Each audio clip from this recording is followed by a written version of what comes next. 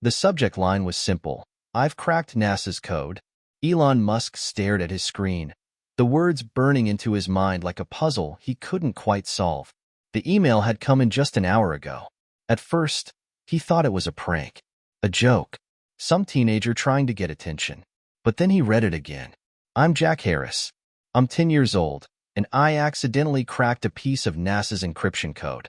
I'm not sure what it means, but I think it's important. Can you help me figure it out?" The email wasn't just an ordinary message.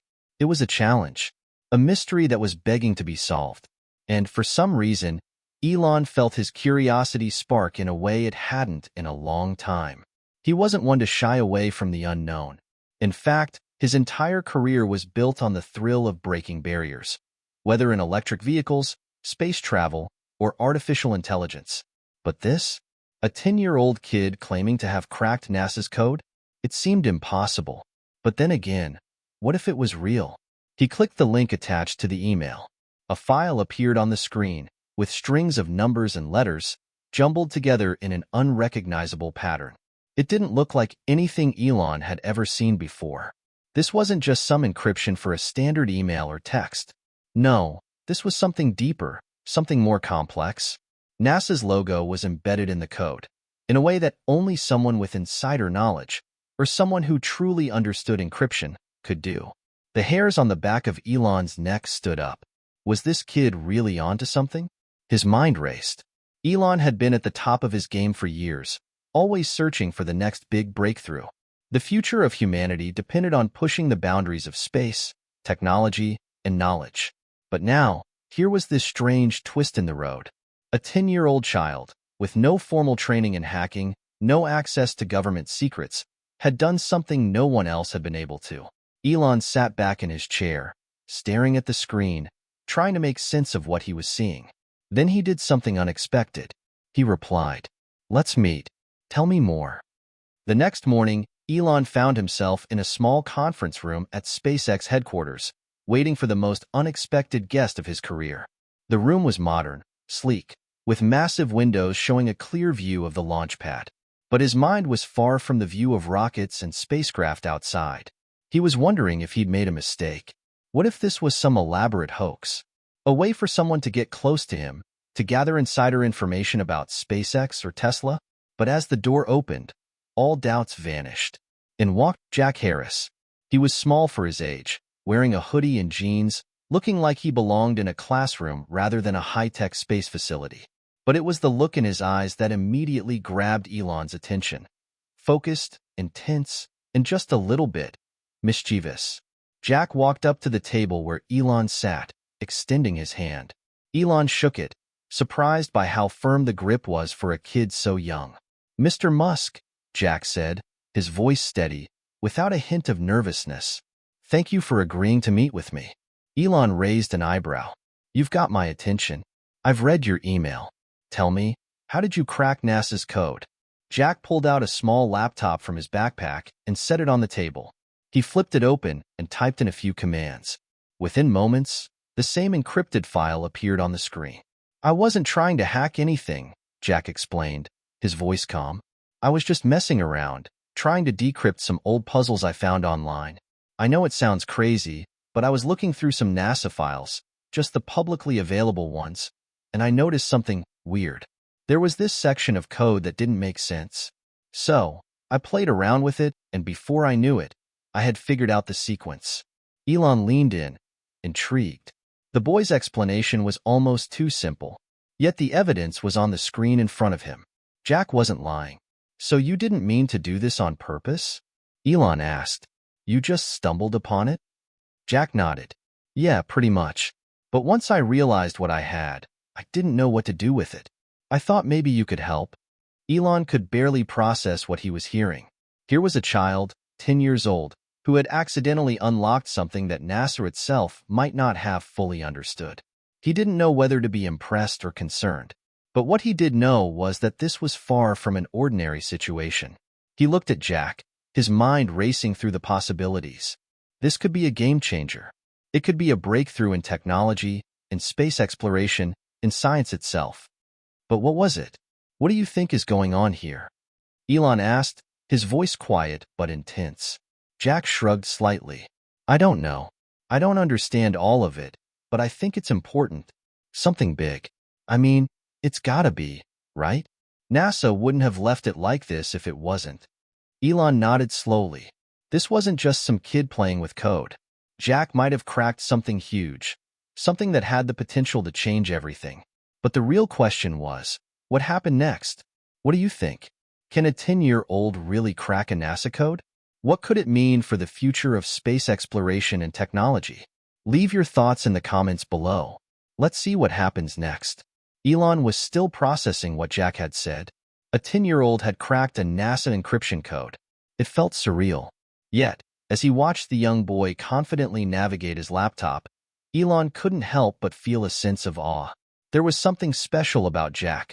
A focus, a determination, a spark in his eyes that he rarely saw in adults, let alone children. Jack wasn't intimidated by the sophisticated technology in front of him. His fingers flew across the keyboard with precision, and for a moment, Elon found himself wondering just how much this kid truly understood. Okay, Elon said, leaning forward. Let's take this step by step. I need you to explain everything you did to get to this point. Jack nodded, his tone serious as he began his explanation. I've always been into puzzles, ever since I could remember. When I was little, my dad used to give me these tricky logic puzzles to solve, like Sudoku or those number sequence games. I'd do them in minutes. But then, I got into computers.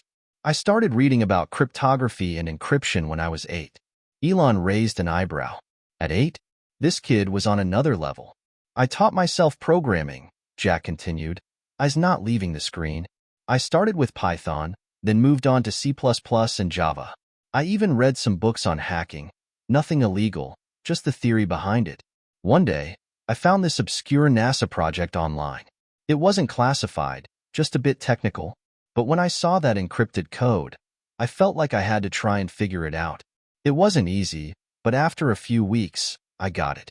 Elon listened intently, piecing together Jack's backstory. It sounded almost too good to be true.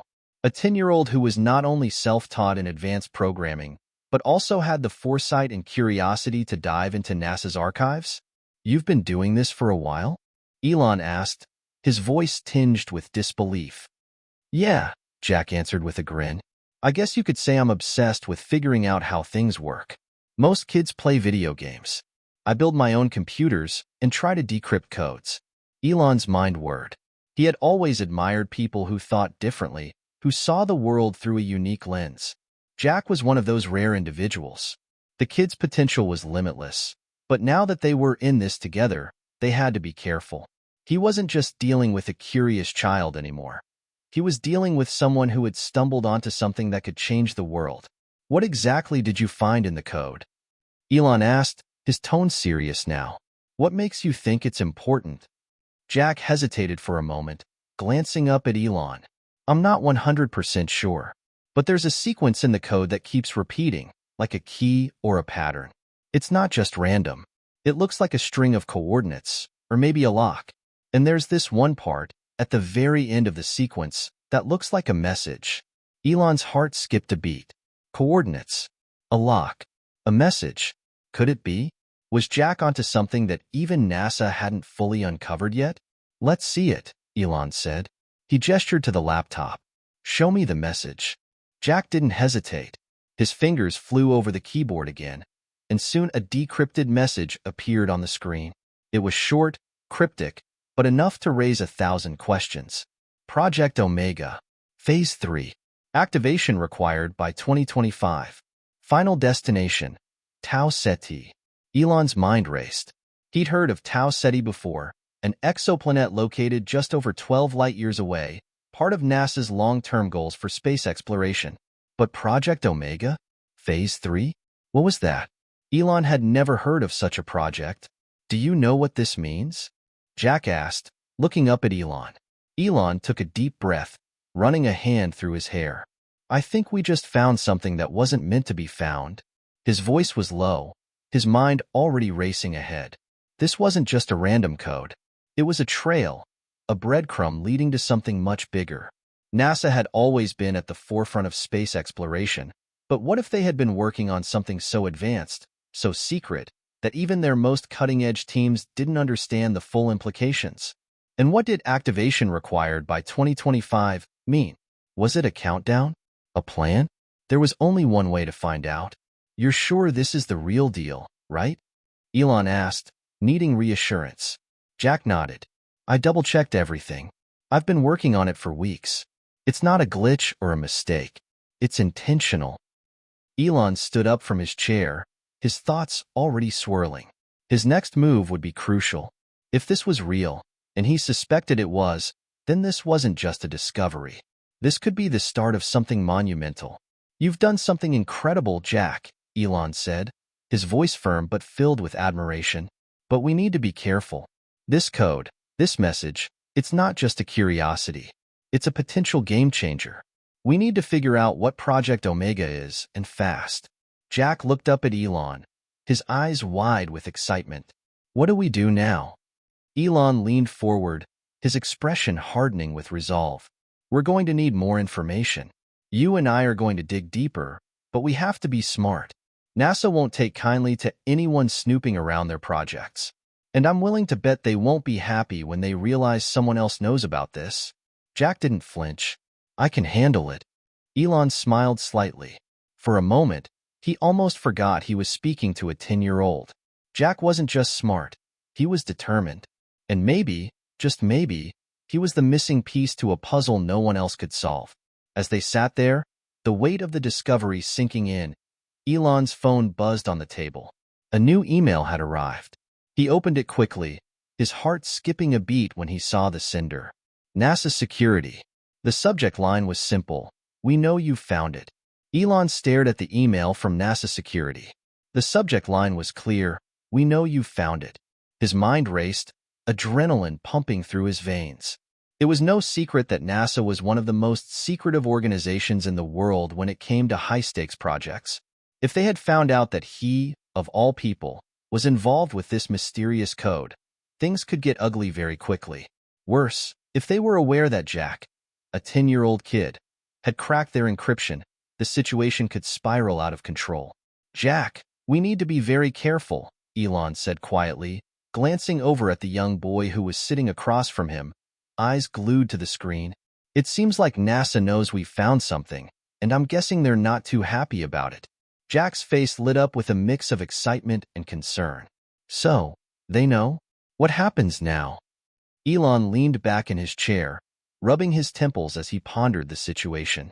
They might come after us. They'll probably want to sweep this under the rug and pretend it never happened. But this is too important to ignore. He opened the email, his fingers trembling slightly. The message was brief. From NASA Security. Subject: We know you found it. Message: Mr. Musk, we are aware of your recent interactions with Jack Harris regarding a certain code you both have decrypted. You are instructed to cease any further attempts to investigate this matter. Project Omega is classified beyond the highest levels of clearance. Unauthorized access will result in immediate legal action. You have been warned. Sincerely, NASA Security. Elon felt the weight of the message settle in his chest. Project Omega. It was real, and it was more than just a theory. Jack had stumbled upon something huge, something that had caught NASA's attention. The agency had gone straight to the source, warning Elon that any further probing could lead to serious consequences. But Elon wasn't one to back down from a challenge, especially when the stakes were this high. We can't just let it go, Jack, Elon said, his voice resolute. This isn't something we can ignore. If this code is connected to something as big as Project Omega, we need to figure out what it is, and why NASA is so desperate to keep it hidden. Jack's eyes shone with determination. You're not scared, are you? Elon smiled, though there was an edge to it. Scared? No. Cautious? Absolutely. But we're not going to run away from this. We need to be smart, Jack. We can't just go barging in. We need a plan. The next few days were a blur. Elon and Jack had to proceed carefully, analyzing the decrypted code piece by piece. They communicated in secrecy, using encrypted messaging services to avoid any traceable communication. Meanwhile, NASA's warning loomed over them like a shadow, but neither of them was willing to back down. As they dove deeper into the code, they uncovered more pieces of the puzzle, each more baffling than the last. Jack was relentless, his mind working faster than Elon could keep up. He seemed to have an innate understanding of patterns, of deciphering codes that most adults would struggle with. They discovered more encrypted sequences hidden within the original message. The coordinates Jack had uncovered earlier were merely the beginning. Slowly, they pieced together fragments of a far larger picture. One sequence revealed a list of global locations: vast underground bunkers, research stations in Antarctica, remote islands, and desert sites scattered around the world. Each one was marked with a date, 2025, indicating a precise timeline. But it wasn't just the locations that grabbed their attention. Embedded within the encrypted messages were references to something even more mind-boggling. The term Phase 3 kept popping up, along with references to activation and final destination, Tau Ceti. Phase 3 of what? Jack wondered aloud, his brow furrowed. And why Tau Ceti? Elon's mind was already racing through the possibilities. Tau Ceti was a star system located just over 12 light-years from Earth, with an exoplanet that had once been considered a potential candidate for life. But NASA's work on Tau Ceti was widely known to be in its infancy. Could they be planning something far beyond what anyone had anticipated? Phase 3, Elon muttered. This might be more than just a space mission. If NASA's building something this secretive, it could change everything we know about space exploration. But the question is, why? Why the secrecy? As they continued to dig into the encrypted files, Elon began to notice subtle signs that things were starting to get dangerous. Strange occurrences. His personal security systems were being pinged by unknown sources. Jack's location data was being accessed remotely, even though they had taken steps to keep their communications secure. One afternoon, as Elon sat in his office, staring at the code on his screen, his phone buzzed. It was a text message from his head of security, Rachel. Elon, we've got a problem. Someone's been trying to breach the system. I've traced the source. It's coming from within SpaceX. Elon's heart skipped a beat. A breach from within his own company? That didn't make sense. SpaceX was secure. Or at least it had been. He glanced over at Jack, who was working on the laptop, his fingers flying over the keys. He had no idea what was happening behind the scenes, but Elon knew they had to act quickly. It seemed like they weren't just up against NASA anymore. They were being watched. Jack, Elon said quietly, I think we need to stop for a while. We need to lay low. Jack looked up from the laptop, his eyes wide. What do you mean? Are we being followed? I don't know yet, Elon replied, standing up and pacing. But something's not right. We've got to be careful.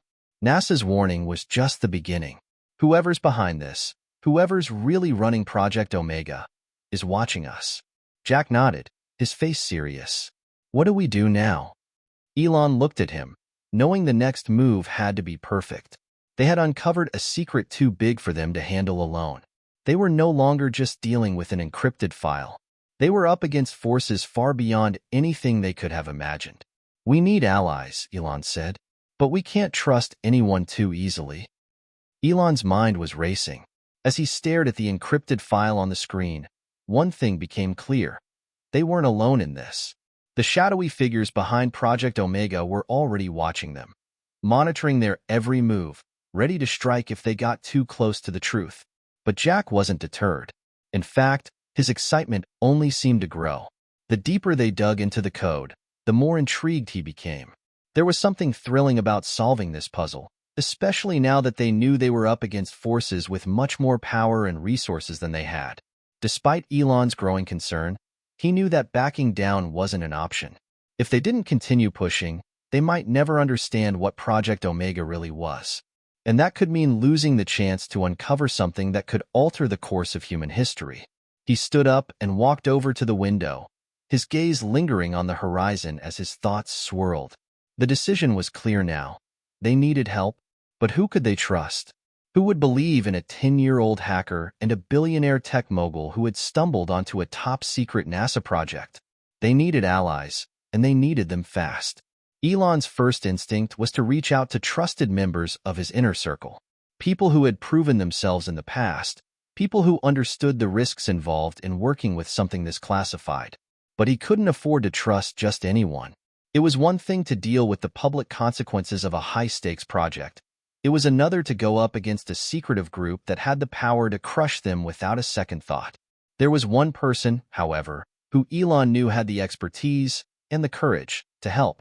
Dr. Ava Collins, a former NASA scientist and a close collaborator of his on various projects. Ava was brilliant, but more importantly, she was fiercely independent. She had left NASA a few years back due to disagreements over the direction of their space missions, but Elon had kept in touch with her. She had the mind of a visionary, and she wasn't afraid to challenge the establishment when it mattered. Elon sent her a secure message, inviting her to a private meeting. Within hours, she responded with a single line, "I'm in." A few days later, Elon and Jack found themselves waiting in one of the more secure rooms at SpaceX headquarters, an area hidden deep within the complex. The walls were soundproof, the room equipped with the latest tech to prevent surveillance. Jack, as usual, was fiddling with his laptop, continuing to decrypt pieces of the code, while Elon paced back and forth. The door opened, and in walked Dr. Ava Collins. She was in her late 30s, tall and confident, with short dark hair and glasses that gave her a no-nonsense look. The moment she saw Jack, she raised an eyebrow. "This is the prodigy?" Ava said, nodding toward Jack. Elon smiled slightly. "Yes, this is Jack Harris. He's the one who cracked NASA's encryption." Ava's eyes widened in surprise as she turned to Jack. "You? At 10? Jack simply shrugged. "I guess I'm good with puzzles." Ava shook her head, clearly impressed. "You're more than good. This is something else." Elon nodded. "And that's why we need your help. We're dealing with something big, Ava. Something that goes beyond anything I've seen. NASA's Project Omega. I think it's linked to a plan that could completely change our understanding of space, technology, and even the future of humanity." Ava looked from Elon to Jack, her skepticism quickly replaced by curiosity. "What do you mean?" "I've heard rumors about some secretive NASA projects, but nothing that would involve a 10-year-old. Elon walked over to the table, pulling up the encrypted file. "We've been decrypting these sequences, and this is what we've uncovered." He pressed a few keys, and the message flashed on the screen. Project Omega. Phase 3. Activation required by 2025. Final destination. Tau Ceti. Ava leaned in, her expression growing serious as she read the message. This is serious. Tau Ceti? That's decades away from anything NASA has planned." "That's what I thought," Elon replied. "But there's more. We found coordinates to various sites around the world. Bunkers, remote research stations, hidden labs. All of them are connected to a timeline that leads up to 2025. It's like someone's preparing for something huge." Ava raised an eyebrow. "And you think NASA's behind this? If this is real, it's not just a mission. It's something far more secretive. Something the public would never be allowed to know." "That's exactly it," Elon said. "But what? What is it? And why do they need such extreme secrecy?" "That's why I called you in. You have the expertise to help us dig deeper. We can't do this alone." Ava paused, her mind clearly working through the possibilities. "We need access, and we need to be smart. If NASA is as secretive as you think, then getting caught snooping could have dangerous consequences. They won't hesitate to shut us down." Elon nodded, knowing exactly what she meant. They weren't just dealing with a hidden project. They were dealing with a powerful, entrenched system that would go to any length to keep its secrets buried. Over the next few hours, they worked together to formulate a plan. Ava brought a wealth of knowledge to the table. Her understanding of space exploration, cryptography, and government cover-ups was unmatched. Jack, meanwhile, continued to work on the code, finding new layers, new patterns, new secrets hidden within the encrypted files. They quickly realized that the code was part of a much larger network. Each piece led to another, each clue pointing towards something massive. Jack's skills were proving to be indispensable. But even with Ava's expertise, they were just scratching the surface. "The thing that stands out to me," Ava said, "is how the timeline is structured. 2025, that's not just a random date. It's a deadline. But for what?" Jack's eyes narrowed as he stared at the screen. "What if it's not a deadline? What if it's a countdown to something like a launch? Elon's stomach tightened at the thought. A launch? A launch of what? A mission to Tau Ceti? Ava looked up sharply. Is that even possible? Could they be planning something like that? Elon's mind whirled. The timeline was tight, but not impossible. A launch to Tau Ceti within the next 5 years. If they had the right technology, the right resources, it could be done. But why keep it a secret? And what was the point of involving Project Omega in all of this? I think we're about to find out, Elon said, determination creeping into his voice. But just as they were about to dig deeper, the lights in the room flickered, and the security system buzzed ominously. Something was wrong. The lights flickered again, and the room's security alarms blared, a shrill sound that cut through the air. Elon's heart skipped a beat. This was no coincidence. Someone was trying to breach the compound. Jack's fingers flew across the laptop's keyboard as the screen in front of him blinked and flashed. "They're in," he exclaimed, his voice tinged with urgency. "Someone's trying to hack into the system. It's coming from a local source." Elon didn't waste a second. He spun toward Ava, his voice low but urgent. "We need to move now." Ava was already on her feet, grabbing her tablet and pulling up the building's security feeds. "I've got eyes on the perimeter. We've got at least 2 unauthorized entries into the facility. Looks like someone's trying to get to the secure server room." Elon's mind raced. Whoever was behind this wasn't messing around. They had resources, and they were moving fast. He didn't know how they had found them so quickly, but it was clear. Project Omega was something they would protect at all costs. "We can't let them reach the server room," Elon said, his voice steely. "If they access the data, we're done. Everything we've found so far will be wiped." Ava nodded, already in action. "I'll block their access points, but we need to make sure we're not walking into a trap. Whoever they are, they're smart." Jack looked up from his laptop, his face pale but determined. "I've got a firewall up, but it won't hold for long. I can try to trace where the hack is coming from, but I need more time." Elon's instincts kicked in. They had no time to waste. "Ava, you take the security team and handle the breach. Jack, stay on that laptop. We need to know who's behind this." Ava didn't hesitate. She pulled out a concealed earpiece and started issuing commands to the SpaceX security team. "Lock down all access points, and don't let anyone near the server rooms. We've got hostile infiltration." Elon turned to Jack. "Keep working, Jack. You're our only shot at tracing this." As Ava raced down the hall with her team, Elon stood guard by the door, keeping an eye on Jack as he typed furiously. The sound of clicking keys was the only thing breaking the tense silence. Jack's fingers flew over the keyboard, his focus unshaken by the growing sense of danger. His eyes darted across the lines of code, scanning for anything that could lead them to their would-be assailants. "I think I've got something," Jack muttered. "The source IP, it's not coming from within SpaceX." His voice dropped to a whisper. "It's coming from an untraceable node in the middle of nowhere." Elon's heart dropped. "Where?" Jack tapped a few keys, and a map popped up on the screen. The location was a small, remote island in the Pacific. No man-made structures anywhere, just wilderness. Ava's voice crackled in through their earpieces. "We've secured the server rooms, but they're still trying to break through. We need backup." "Keep them occupied," Elon replied, his mind already racing. "Jack, I need you to keep working on this. We need to know who's behind the hack and why they're going to such lengths to stop us." Jack nodded and went back to his screen. "I'm on it, but if I can't stop this soon, they'll get the data, Elon. We won't have a second chance." As the minutes ticked by, Elon's anxiety grew. That remote island, marked on Jack's map, was no coincidence. Whoever was behind Project Omega had set up operations there. The question was, why? And what exactly was on that island that was so important they'd go to such lengths to protect it? The pieces were beginning to come together in Elon's mind. Tau Ceti wasn't just a destination, it was a stepping stone. Whatever they were building, whatever Project Omega entailed, it involved an extensive network of hidden sites around the globe. And that island, it had to be one of the key locations in the puzzle. "What do we do now?"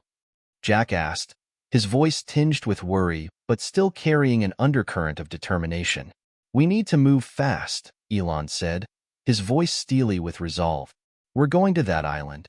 We need to find out what they're hiding. Jack's eyes widened. Are you serious? How do we even get there? Elon shot him a knowing smile. You leave that to me. The decision was made. Within hours, Elon and Jack had boarded a private jet, bound for the remote island in the Pacific. Ava had insisted on staying behind to help manage the security situation at SpaceX, but she made it clear that if they encountered any more resistance, she would be right behind them.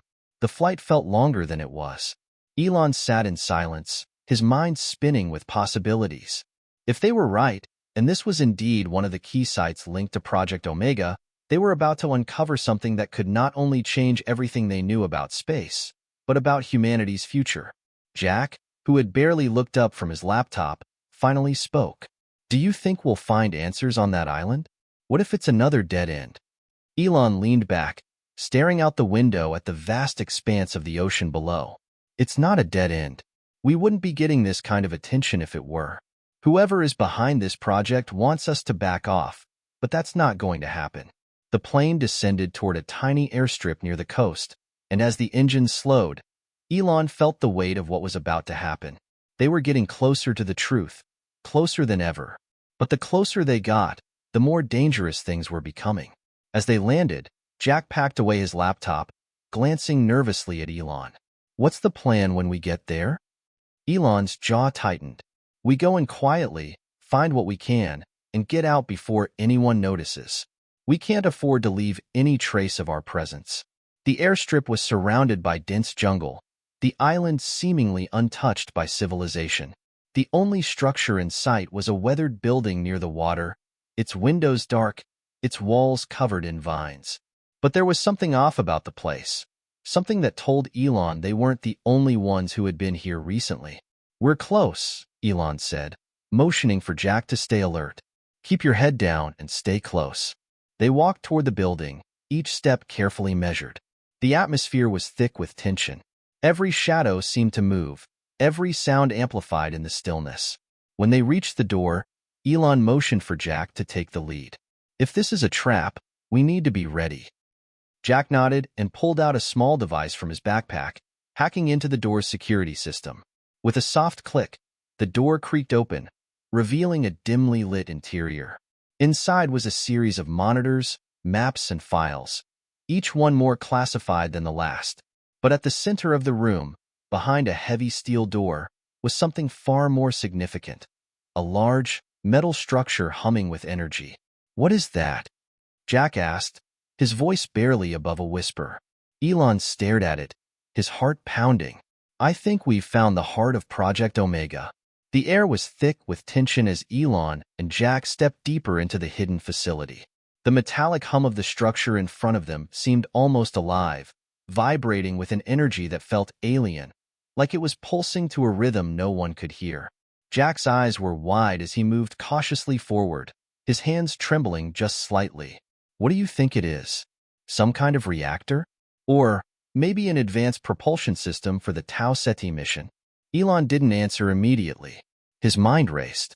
He had seen advanced technology before, at SpaceX, at Tesla, even in his brief visits to NASA's most secure labs, but nothing like this.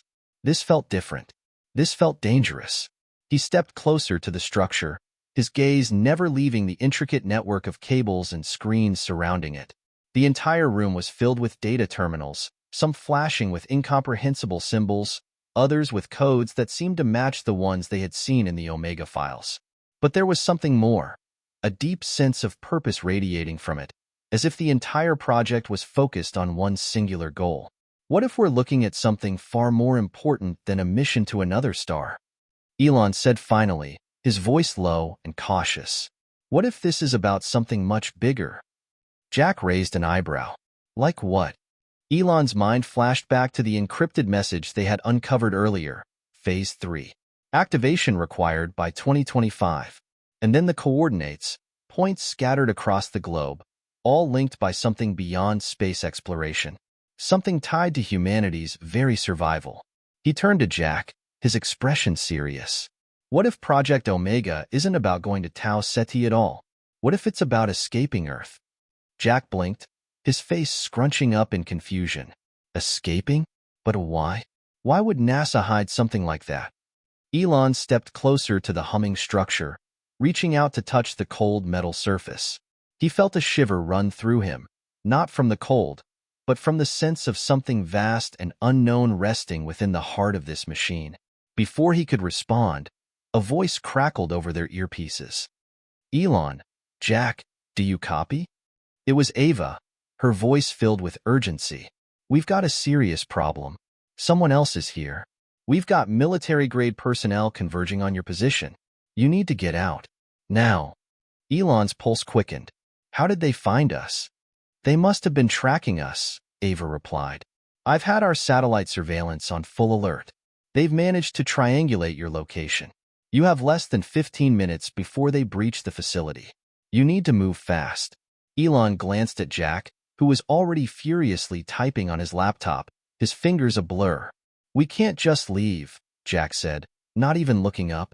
We need to get the data. This place, it has to be important. There's something here, something they don't want us to find. Elon hesitated for a moment, his mind torn between the need to escape and the burning desire to understand what was hidden in this facility. But the countdown was real. They didn't have much time. All right, Elon said, snapping out of his thoughts. We'll grab what we can, but we need to move quickly. Jack nodded, his eyes still locked on the screen. I'm almost there. I've broken through some of the deeper layers of encryption. Just give me a minute more. Elon nodded, his instincts kicking in as he surveyed the room. They were running out of time. If they didn't get what they came for, and fast, they might never have another chance. Suddenly, Jack's voice broke through his thoughts, filled with awe. I think I've got it. This data, it's all connected. All of the projects, the locations, the technologies, it's not just about space. It's about human survival. They've been building something for the end of the world. Elon's eyes widened. End of the world? What do you mean? Jack's fingers flew across the keyboard, pulling up images and blueprints that Elon could barely process. There were diagrams of what looked like massive space stations, self-sustaining colonies, and large-scale terraforming projects not for Mars, but for Earth. What they're building here, Jack continued, his voice almost reverent, isn't about leaving Earth. It's about saving Earth. They've been preparing for something, some kind of catastrophe that they believe is coming. They've been working on this for decades. This isn't a space mission, Elon. It's a survival plan. Elon stared at the screen in shock. His mind couldn't fully comprehend it, but he knew one thing for certain. If this was true, then humanity was facing a threat unlike anything they had ever known. A threat so grave, so world-altering, that NASA, and whoever else was involved in this project, was preparing for the worst. Before he could process it any further, Jack's fingers froze on the keyboard. I've been locked out, Jack said, his voice urgent. They're on to us. I can't access the rest of the data. Elon cursed under his breath. They had no time left. Military personnel were closing in fast, and now, not only were they out of time, they were compromised. Ava's voice crackled in their earpieces again. Elon, Jack, you need to leave. The extraction team is already en route, but if you don't move, you'll be caught. Elon didn't hesitate. He turned to Jack. We can't take the data with us, but we'll figure out how to get it later. Right now, we need to survive. We need to get off this island. Jack closed his laptop with a snap. I've got the last bit of the code. We'll figure out how to decrypt the rest when we get back. The two of them rushed out of the facility, adrenaline surging through their veins. The air was thick with the hum of something dangerous, but they didn't dare look back. There was no time to second-guess their decision. If they didn't make it out now, everything they had uncovered would be lost. Ava's voice guided them to a small boat hidden along the rocky shoreline, and as they climbed aboard, the roar of helicopters in the distance grew louder. We've got a few minutes before they catch up with us, Ava said. I'll have the extraction team on standby. You two need to be ready for anything. Jack stared out at the darkening ocean. They're not going to let us get away that easily, are they? Elon looked out at the water, the enormity of what they had uncovered weighing on him. No, this is just the beginning. They'll come after us, but they can't stop us. Not now. Not when we're so close. The boat sped off into the night, the sound of the choppers growing fainter as the island disappeared behind them. Elon felt a surge of determination, but also a nagging sense of foreboding. They were on the verge of something monumental. But who was behind Project Omega? And what did they know that could threaten not just humanity's future, but its very existence? What do you think the true purpose of Project Omega is? Could humanity really be facing an impending catastrophe? What kind of plan would NASA, and whoever else is involved, be preparing for? Share your theories in the comments. Things are about to get even more complicated for Elon and Jack. As the boat cut through the dark waters, Elon's mind raced. The island, the hidden facility, the strange metal structure. It was all connected to Project Omega, and everything they had uncovered so far pointed to something far more dangerous than they had imagined. They sped through the choppy ocean, the sound of the boat's engine cutting through the air. Ava's voice crackled through their earpieces again, this time with a note of urgency. Elon, Jack, we've got movement. Military personnel have started to comb the island. They're heading toward the dock you left from. You don't have much time. Elon's stomach clenched. They were on the run, but more than that, they were walking right into the center of a conspiracy they barely understood. Whoever was behind this project had resources, power, and an agenda that could change everything about the future of humanity. And they were willing to kill to keep it a secret. Jack, who had been staring silently at the ocean, finally spoke. Elon, I've been thinking about what we found on that island, the Project Omega data. The timelines, the maps, the diagrams, they all point to one thing. Elon turned toward him, his pulse quickening. What are you thinking? Jack looked up at the sky, his eyes narrowing. The end of the world. That's what they're preparing for. Not just some natural disaster or political collapse, but something far worse, something global. This could be about preparing for an extinction-level event. Elon's heart skipped a beat. Could it be true? Was humanity really facing some kind of catastrophic event they hadn't even begun to comprehend? We need to get back to the data, Jack continued. If we can decrypt the full file, we might understand exactly what they know. And more importantly, we might find a way to stop it. The boat sped toward a small hidden dock on the mainland, where a sleek black helicopter awaited them. Ava's face appeared on a screen inside the helicopter, her expression tense. Get in, quickly. We've got a secure extraction route, but we need to move now.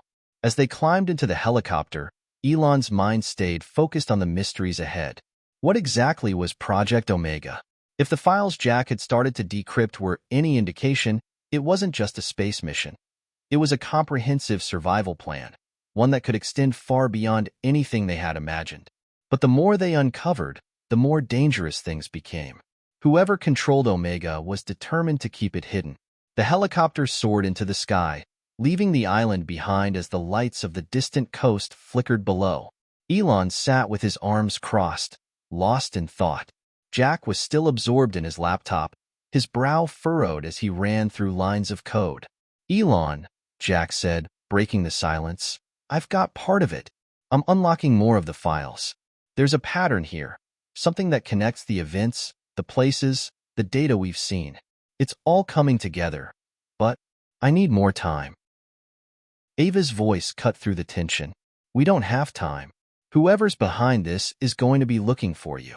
We need to get back to base and figure out what's really going on. Elon nodded, but he couldn't shake the feeling that they were being led into a trap. As much as they had uncovered, there was still so much they didn't understand. If they were right, Project Omega wasn't just about space exploration. It was a blueprint for human survival in the face of an existential threat. He leaned in, glancing at Jack's laptop. What exactly are you seeing? Jack's fingers paused on the keyboard as he scrolled through the documents. There are multiple phases of the project, all with different locations and objectives. But the most disturbing thing is that Phase 4 has already begun. Elon's heart sank. Phase 4? What does that mean? Jack scrolled down further, pulling up a map of coordinates spread across the globe. Look at these locations. They're all remote, isolated areas. There are underground facilities, hidden labs, places where advanced technology is being developed at a scale we didn't think was possible. Elon's gaze narrowed as Jack continued, pulling up more data. This isn't just a survival plan. This is a backup. They're preparing to leave Earth, not in the way we thought, but in a way that would ensure humanity could survive, no matter what. Elon's mind was spinning. Leaving Earth? What kind of event could be catastrophic enough to warrant something like this? Jack stopped typing for a moment and looked up, his face pale. Elon, I think they know something we don't. Something that's already in motion. Ava's voice interrupted them again, more forcefully now. Elon, Jack, we need to land. They've traced us. The extraction team is ready to move, but you need to be prepared for a confrontation. We're not safe yet. Elon felt the gravity of their situation sink in. Whoever was behind Project Omega wasn't just keeping secrets. They were actively working to protect those secrets at all costs. They had to keep going. They had to learn the full extent of what was happening. The helicopter touched down in a secluded area far from any major city. Elon and Jack disembarked quickly, with Ava leading them toward a secure building hidden deep within a mountain range. Inside, a team of cybersecurity experts and military personnel awaited them, ready to provide support. But as soon as they entered the facility, Elon felt the weight of the situation pressing down on him. Jack rushed to a nearby terminal, pulling up the latest decrypted data. His hands shook slightly as he worked. I'm almost through, he muttered. There's a final layer of encryption I need to break, but once I do, we'll have the whole picture. Elon walked over to him, keeping an eye on the door. They couldn't afford to relax, not now, not with so much at stake. You're sure this is safe? Elon asked. Jack nodded. Once I unlock the rest, we'll have everything, locations, timelines, and even more about Project Omega. If we can find out exactly what they're planning, we can figure out how to stop it. But just as Jack's fingers hovered over the keyboard, the door slammed open. Two figures stepped into the room, their faces obscured by dark military gear. Ava's voice crackled urgently over their earpieces. Elon, Jack, move, now. Before Elon could react, the figures lunged at Jack, knocking the laptop from his hands. A struggle broke out in the room, but Elon wasn't about to let them take Jack or the data. He lunged at one of the attackers, knocking him back, but the other grabbed Jack by the collar. Get off me! Jack screamed, trying to break free. You can't stop us. You'll never stop us. Elon grabbed a nearby chair, swinging it at the second attacker, knocking him to the ground. As Jack managed to break free, they both scrambled to their feet, breathing heavily. We're not letting you take us, Elon growled, glancing at Jack. We need that data. We need to know what's happening. The attackers regrouped, their eyes narrowing as they sized up Elon and Jack. You don't understand what's at stake, one of them said, his voice low and threatening. If you think you can just expose Project Omega, you're wrong. The world will burn, and you'll burn with it. Elon's mind raced. Project Omega wasn't just about survival, it was about control. And whoever these people were, they had no intention of letting the truth come out. The room fell silent after the confrontation, the air thick with the weight of what had just happened. Elon and Jack stood back to back, their eyes locked on the two attackers still recovering from the skirmish. Their faces were masked, their movements calculated. These were professionals, and they had clearly been sent to stop Elon and Jack from discovering the truth. Ava's voice crackled over the earpiece again, sharp and insistent.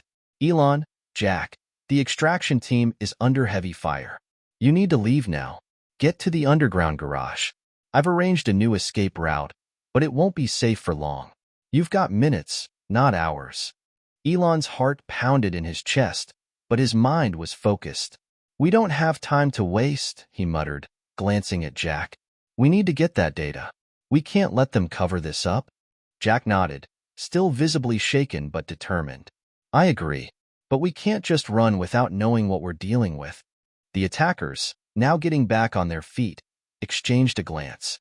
One of them reached for a hidden weapon under his jacket, a sleek, black gun that gleamed in the low light. We're not leaving without that data, the man said, his voice calm but chilling.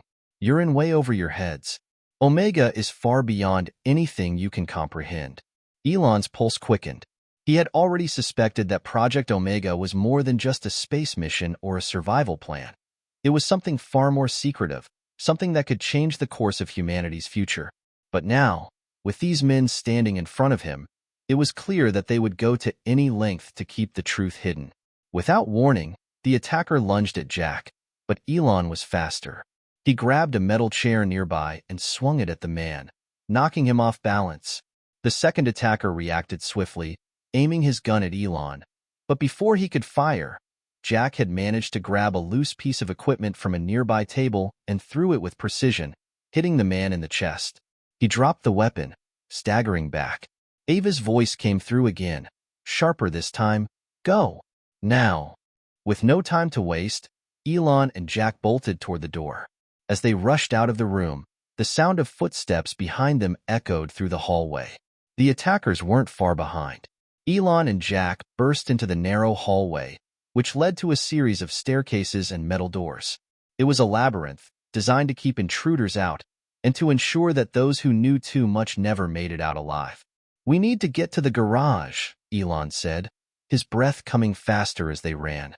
Ava said she has a new extraction plan, but we need to move fast. Jack nodded. We can't just go through the main exit. They'll have it locked down. We need another way out. They rounded a corner and skidded to a stop in front of a metal door marked Employees Only. Jack immediately went to work, pulling out a small device from his bag that could bypass security systems. I've got this, he said, tapping in the code. Come on, Jack, hurry. Elon urged, his eyes darting down the hallway, listening for any sounds of pursuit. Time was running out. The door clicked open. They both slipped inside and shut it quietly behind them. The room was dimly lit, filled with rows of filing cabinets and old equipment, but in the far corner, they spotted a narrow staircase leading down to the lower levels. Elon and Jack descended quickly, their footsteps echoing in the hollow stairwell. The farther they went, the deeper they seemed to go into the facility, far beyond the surface-level operations. They were entering a hidden part of the complex, the kind of area where only the highest-ranking officials were permitted. The further they descended, the more questions piled up in Elon's mind. What is Project Omega really? He muttered under his breath, still replaying the conversations and data in his head. And who's behind it? Jack didn't answer. His face was set in concentration, his mind working quickly to decrypt the final layers of the data they had managed to secure. I think I'm getting closer. This isn't just about surviving an apocalypse. It's about preparing humanity for something else, something planned. And it's not something the world is ready for. They reached the bottom of the stairs, and the faint hum of machinery reached their ears. They had arrived in the underground garage, a large, open space with several sleek vehicles lined up along the walls. We're not out yet, Elon said, scanning the area. Let's move quickly. Just as they started toward one of the vehicles, a loud crash reverberated through the corridor behind them. The attackers were closing in. Jack's eyes widened. They found us. Without hesitating, Elon grabbed a set of keys from the wall and slid into the driver's seat of a high-tech, armored vehicle. Jack jumped in beside him. The engine roared to life. We've got a few minutes before they catch up, Elon muttered, his fingers pressing the throttle. The vehicle shot forward, bursting through a reinforced door and out onto a winding, deserted road leading into the mountains. Ava's voice came through the earpiece again, frantic. Elon, Jack, they've tracked you. The military has reinforcements on the way. They'll be on you within minutes. You need to keep moving. The sound of gunfire crackled in the distance, and Elon's foot slammed harder on the gas. They were running out of time, and out of options. The road ahead was treacherous, winding through sharp turns and dense forest. The vehicle handled well, but Elon knew it wouldn't be long before the military's advanced tracking systems would pinpoint their exact location. They were being hunted. We need to figure out who's behind all this, Jack said, staring out the window as they sped through the forest. This isn't just about a secret space project. It's about control. Whoever's in charge of Project Omega has the resources to manipulate governments, military operations, and even entire industries. They've been working on this for decades. Elon glanced over at Jack, his mind racing. So it's not just NASA. This is bigger than we thought. This is global, and whoever's behind it, they want to control the future of humanity. Jack nodded grimly. Exactly. And they're not going to let us walk away with this information. Not without a fight. As they drove deeper into the mountains, the sound of helicopters in the distance grew louder. They were closing in. Buckle up, Elon muttered. We're going off-road. He swerved the vehicle sharply, cutting through the trees and heading down a narrow, rocky path that seemed almost impassable. The tires bounced over rocks and uneven ground, but Elon pushed the vehicle to its limits. They couldn't afford to stop. The helicopter blades whipped overhead, casting shadows over the trees, but they kept moving, faster now, with the thrill of danger spurring them on. The sound of gunfire rang out behind them, but they kept going. For a moment, Elon allowed himself to focus on the task at hand, surviving. But deep down, he knew they weren't just running from a team of soldiers. They were running from the truth. The truth about Project Omega and the secret plan that could change everything about humanity's future. The roar of the engine filled the cabin of the armored vehicle as Elon navigated through the rugged terrain, his mind racing. The helicopter blades above grew louder, and the sound of distant gunfire still echoed from behind them. They were being hunted. It was no longer just about the mission or uncovering the truth. It was a fight for survival. Jack, eyes wide, scanned the horizon, still clutching the decrypted files on his laptop. We can't outrun them forever, Elon. We need to know what we're up against. This isn't just about military forces. It's something much bigger, isn't it? Elon kept his eyes on the road, a narrow path cutting through dense woods, but his mind was elsewhere. We've seen a small part of Project Omega, Jack. But every piece of data we've uncovered points to something that can't just be explained away as a survival plan. Whoever's behind this project, they've been preparing for something far more dangerous, something that could reshape the world as we know it. Jack's eyes flickered over the laptop screen, his brow furrowing deeper. And they'll stop at nothing to keep it hidden, won't they? Whoever they are, they've got people in high places. We've barely scratched the surface, and they've already sent an army after us. Elon nodded, his grip tightening on the wheel. The helicopter's searchlights flickered in the distance, closing in rapidly. He knew they couldn't keep running forever. But Jack was right. They needed to understand what they were truly dealing with. As the trees thinned and the path ahead grew steeper, Elon swerved the vehicle to avoid a large boulder. His thoughts, however, kept returning to the encrypted files Jack had been deciphering. The maps, the coordinates, the cryptic diagrams, everything pointed to something global, something catastrophic. But what? The answer was just beyond their reach, and it was a race against time to get there before their pursuers did. Finally, they reached the edge of the forest. A small clearing ahead offered a brief respite, but there was no time to enjoy it. The sound of the helicopter was deafening now, hovering just above them, searching for their position. Elon slammed the brakes, sending the vehicle into a sharp turn as he veered off the trail, heading toward a hidden cave entrance he'd spotted earlier on the maps they'd pulled from the data. It was their only shot. We need to get inside. It'll be harder for them to track us in there, Elon said, glancing at Jack as he maneuvered the vehicle toward the cave. Jack, still absorbed in the files, nodded but didn't look up. Almost there, just a little more. I can decrypt the rest of the files and… Suddenly, the laptop screen flickered, then froze. Jack cursed under his breath. Come on, he yelled, pounding the device with his fist. Why now? Elon didn't have time to wait. The helicopter was right above them now, its searchlights scanning the ground. He slammed the gearshift into reverse, dodging an incoming spotlight.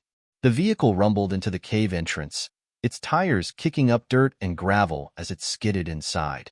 They parked quickly, turning off the engine and sitting in the dark silence of the cave. The helicopter's searchlights briefly illuminated the entrance, then vanished as it turned to search elsewhere. They were safe for the moment, but they couldn't afford to stay hidden for long. Jack looked up from the laptop, his face tense. We've got a problem. The data's being blocked. Someone's actively scrambling the signal. Whoever's behind this is controlling the flow of information. We need to get to their central server. Elon exhaled, his mind spinning. So it's not just about covering their tracks. They're trying to erase the evidence, even as we're uncovering it. That means whatever's in these files is more dangerous than we thought. He glanced at the cave walls, trying to focus. They needed a plan, and they needed it fast. Ava, do you have anything? He said into his earpiece, his voice low. Ava's voice responded, sharp and urgent. I've been trying to reach you. The network you're connected to is compromised. The military is using countermeasures to prevent you from accessing the full files. You need to get to the main data center. We have intel on its location, but it's a heavily guarded facility. Elon's heart sank. If the files were being erased, that meant the military, or whoever controlled Project Omega, was already moving to eliminate the risk. How far is the facility? About 50 miles. But they'll know you're coming. This is your last chance to get the full picture, Elon. Once you're in, you'll have access to everything. But the clock is ticking. We don't know how long we can keep the security systems down. Jack's hand trembled as he gripped the laptop. 50 miles? We can't wait that long. If they're erasing everything we've found, we'll be back to square one. Elon met Jack's gaze. We're not going to lose it. We're getting that data, Jack. No matter what. The silence in the cave felt suffocating. The helicopter's searchlights were still visible outside, sweeping the area. But this time, there was no choice. They had to take action. With no time to waste, Elon and Jack quickly formulated a plan. They would travel to the data center, avoid detection, and hack into the main system to download the remaining files. But getting there wouldn't be easy. They would have to navigate through military patrols, drones, and possible surveillance. It wasn't just about the files anymore. It was about survival. They left the cave as quickly as they could, carefully covering their tracks and avoiding any obvious signs of their escape. The road ahead was narrow, winding through the mountains. Elon drove with precision, keeping to the back roads as much as possible, but the helicopter wasn't far behind. Stay low, Elon murmured as they drove through a narrow pass between two cliffs. We can't afford to make a single mistake. Jack was on edge, glancing over his shoulder every few moments. The encrypted files on his laptop were more important than ever now. They had uncovered the first few layers, but what lay beneath was the real prize.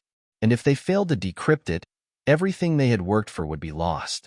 As they neared the data center's location, the air seemed to grow heavier with tension. The building itself was a fortress, surrounded by high walls, watchtowers, and security gates. This was it, the heart of the operation. But Elon wasn't backing down. This is it, Jack said, his voice shaking slightly. If we don't succeed here, it's over. Elon's jaw tightened. We've come this far. We can't let them stop us now. The plan was simple. Get inside, break into the main server room, and download everything. But as they reached the outer perimeter, things took a turn. The security was tighter than they had anticipated.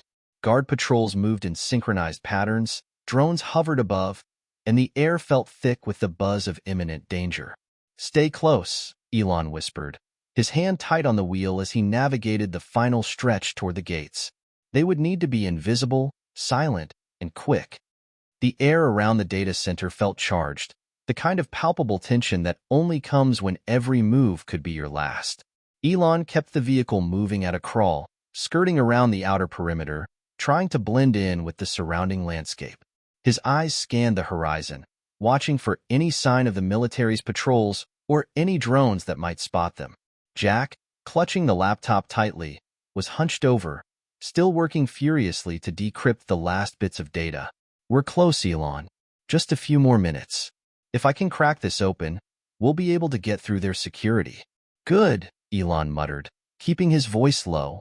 But we don't have much time. Once we're inside, there's no going back. They were just outside the main gates now.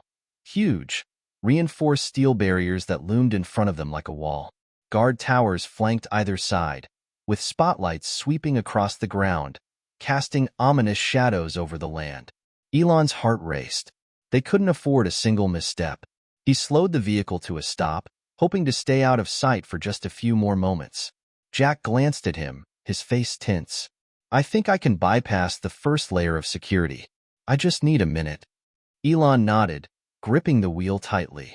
He could hear the faint hum of drones overhead, their rotor blades sending a soft buzz through the air. The military wasn't far behind. If they were going to get inside undetected, this was their window of opportunity. Jack was typing furiously on his laptop, his fingers moving in a blur. The seconds ticked by like hours.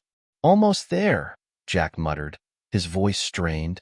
"I just need to hack into their external firewall, and I can get us through the gate. But once we're inside, we'll be exposed. The mainframe is deep within, and it'll be heavily guarded." Elon turned to him, his expression determined. "Then we'll have to get creative." Suddenly, the sound of a drone's engine grew louder. Elon's stomach dropped as he saw a pair of searchlights cutting through the darkness toward them. They had been spotted. "Now, Jack!" Elon barked. Jack's fingers flew over the keys one last time. There was a sharp click, followed by a soft beep. The gate began to slowly creak open, its massive iron doors grinding against the ground. "Go, go, go!"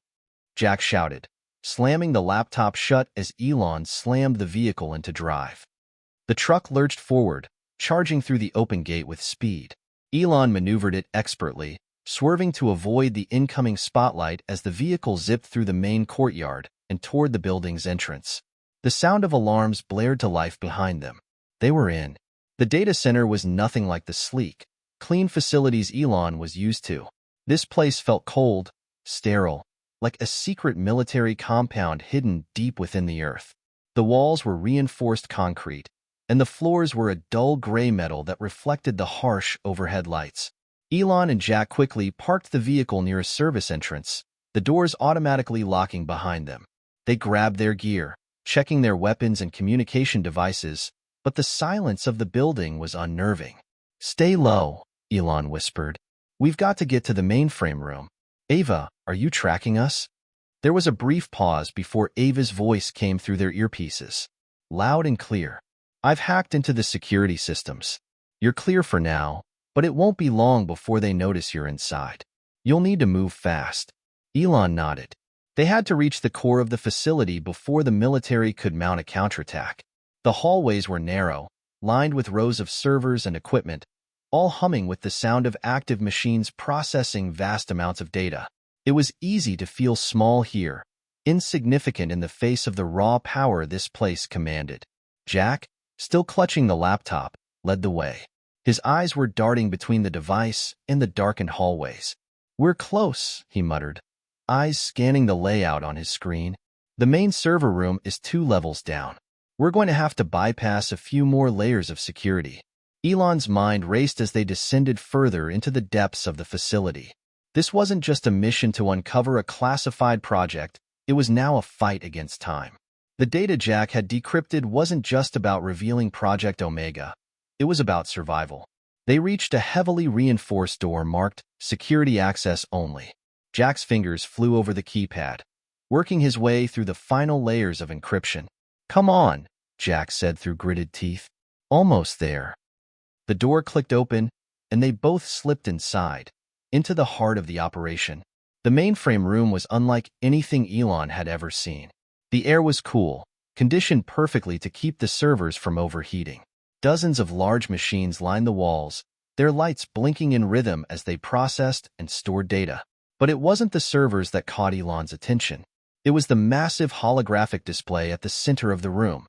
It flickered to life as soon as they entered, showing a real-time map of global locations, military operations, and coordinates linked to major cities and facilities. "Is that?" Jack began, his voice trailing off in awe. "That's global surveillance. This isn't just about space exploration or preparing for an apocalypse. This is about control." Elon stepped forward, eyes wide. He recognized many of the locations on the map: military bases, government buildings, key infrastructure sites. But there were also other, more alarming points: off-the-grid locations, hidden bases, and coordinates that didn't appear to belong to any recognized country. "We've been looking at the wrong thing all along," Elon muttered under his breath. "This isn't just a backup plan for humanity, it's a global takeover. They've been preparing to manipulate governments, control resources, and dominate the world's future." Jack was already at the terminal, hacking into the system, trying to download everything. "We need to pull this data before they lock us out. This could be the most dangerous thing humanity has ever faced." Suddenly, The sound of footsteps echoed in the hallway outside. The security teams were closing in. Elon's heart skipped a beat. We don't have much time. Jack's fingers moved faster as the security system began to ping alerts. They've already detected us. If we don't hurry, they'll lock us out permanently. A loud crash sounded from the hallway, followed by shouts. They weren't alone anymore. Jack managed to download the files just as the first wave of guards burst through the door. Elon grabbed him by the arm, yanking him away from the terminal. We're leaving now. They sprinted toward the back exit of the room, but the hallway ahead was filled with armed guards. The sound of footsteps behind them grew louder. Elon cursed. There's no way out through here. We'll have to fight our way through. Jack nodded grimly. I've got your back. The first guard rounded the corner, weapon raised, but Elon was quicker. In a swift motion, he lunged forward, knocking the weapon out of the guard's hand. A quick jab to the man's chest incapacitated him, and they moved on. But more were coming. They had no time to waste. They ducked into a nearby maintenance shaft, using it as a shortcut to the lower levels. The building's ventilation systems hissed as they moved quickly through the narrow space, but there was no escaping the sound of pursuit. Elon, we've got the data, Jack said, breathing heavily. But they're not going to stop. We won't stop either, Elon replied. We're taking this to the world. The maintenance shaft seemed endless, twisting and turning like a maze. Elon and Jack moved quickly but cautiously, their footsteps echoing off the metal walls. The air felt thick with tension as the sound of footsteps grew louder behind them. They had no time to lose. With the files they had just downloaded, they were holding the keys to something much bigger than they had anticipated. Elon pulled Jack forward, his mind racing through every possible escape route. The data Jack had decrypted earlier wasn't just a coded message, it was a map. A map that connected the dots between world governments, secret organizations, and a network of undisclosed military operations that spanned continents. This was a global conspiracy, one that had been in motion for decades. Elon, we're almost out of here, Jack said, his voice low but urgent. But this data, it's more than just surveillance. It's a blueprint for something much worse. The military has been preparing for a global conflict. But this isn't just about control of power, it's about controlling humanity itself. Elon's stomach churned. What do you mean? What exactly are we looking at here? Jack glanced at the screen of his laptop as they hurried down the shaft. These files, they connect every major world event over the past 50 years. It's like they've been engineering conflicts, manipulating markets, and pulling the strings behind wars and natural disasters, all to create a controlled environment, a world that's ready to collapse under the weight of their plan. And the worst part? Project Omega was never about survival. It was about resetting civilization on their terms. Elon stopped in his tracks, his heart hammering. He had been right all along. The stakes weren't just about revealing secrets. They were about exposing a deep, sinister network that was preparing to take over the world. Who's behind this? Elon demanded. Who are these people? Jack's face tightened with resolve. There's a name, a group, the Sovereign Order. They've infiltrated governments, corporations, even the tech giants. They've built a shadow government, one that's been controlling the world from the shadows. Project Omega is their final move. Elon's mind spun. The Sovereign Order. It wasn't just a conspiracy theory. It was real, and it was bigger than anything they had imagined. They reached a small access door at the end of the shaft and slipped into a darkened hallway. Elon motioned for silence as they crouched low, listening for any approaching guards. They had made it to the lower levels of the facility, but the hardest part was still ahead, getting out with the data and surviving the oncoming storm. We need to get back to the surface, Elon whispered, checking his comms device. Ava, are you still with us? Ava's voice crackled through the earpiece. I'm tracking you. There's a service exit in the West Wing, about 200 meters from your position. But be quick. The military has already locked down the compound. There's no way in or out without setting off alarms. Once you trigger the exit, they'll know. Jack wiped sweat from his forehead, his hand still clutching the laptop. We need to make sure we're not tracked. If they get their hands on this data, it's over. The whole world will be under their control. Elon nodded grimly. We'll make sure that doesn't happen. The hallway ahead was eerily quiet. They could hear faint voices echoing in the distance, the sound of boots clanking against the concrete floor. They weren't alone. On my mark, Elon whispered. We'll make a run for it. The door to the service exit was only a few meters away now. Elon could feel the hairs on the back of his neck stand up as they crept closer. One wrong move, and it would all be over. Jack's fingers were shaking as he worked on his laptop, trying to keep the connection to the encrypted files secure. I've locked the files, but they won't stay locked for long. We need to download this data to an off-site server ASAP. Elon's pulse quickened as he reached for the door handle. The voices were closer now. We'll do it on the move. Once we're out, we'll send the data to the public. It's the only way to make sure the sovereign order doesn't win. Without warning, Elon yanked open the service door. They dashed into a narrow corridor, sprinting toward the exit as fast as they could. The lights above flickered, casting long shadows that seemed to stretch after them. The footsteps behind them grew louder. The soldiers were closing in. Faster! Elon urged, his legs burning as they pushed forward. They reached a small maintenance area, where a set of stairs led up to a hatch that opened to the outside world. But just as they neared the top, a soldier appeared at the bottom of the stairs, his gun raised. Freeze! The soldier shouted. Elon acted on instinct, lunging at the soldier with all his strength. In a flash, he disarmed him and knocked him out cold. The soldier crumpled to the ground with a thud, and Elon quickly grabbed the rifle, tossing it to Jack. Cover us, Elon ordered. We need to get to that hatch. Jack nodded, his hands steady despite the chaos. Go. I'll cover you. Elon climbed up the ladder first, with Jack right behind him. They reached the hatch, and with a grunt, Elon pulled it open.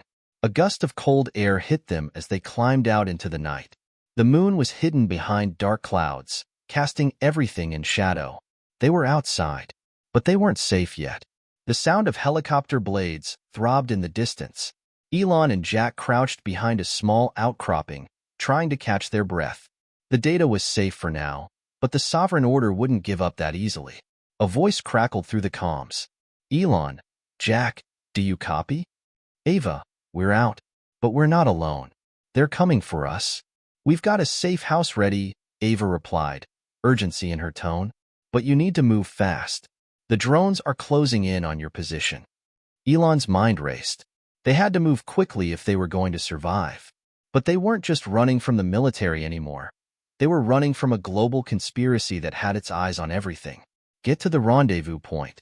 We're coming, Elon said.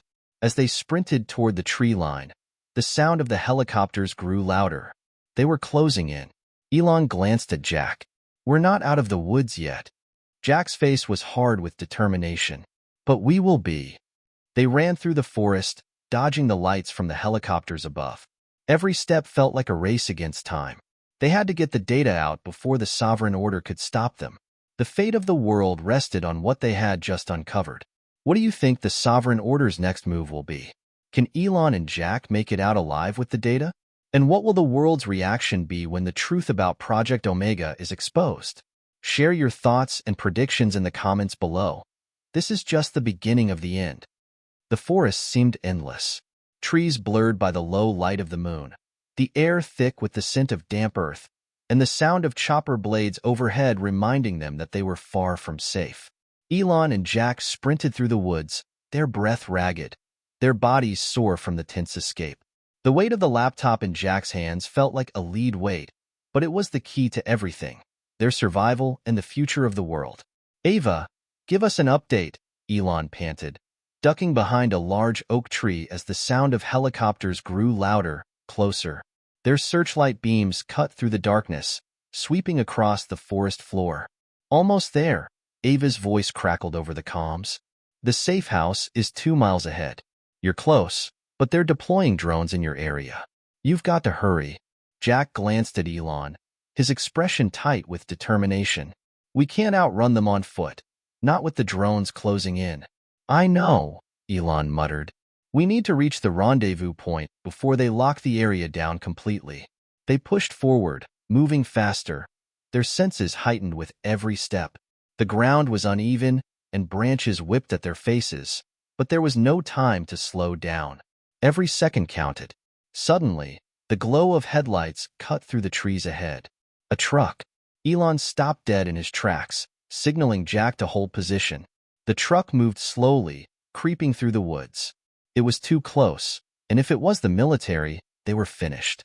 But as the truck turned a corner, Elon saw the markings on the side. It wasn't military. It was a civilian vehicle, with a symbol that looked vaguely familiar. "Ava?" Elon asked, trying to steady his breath. "It's me."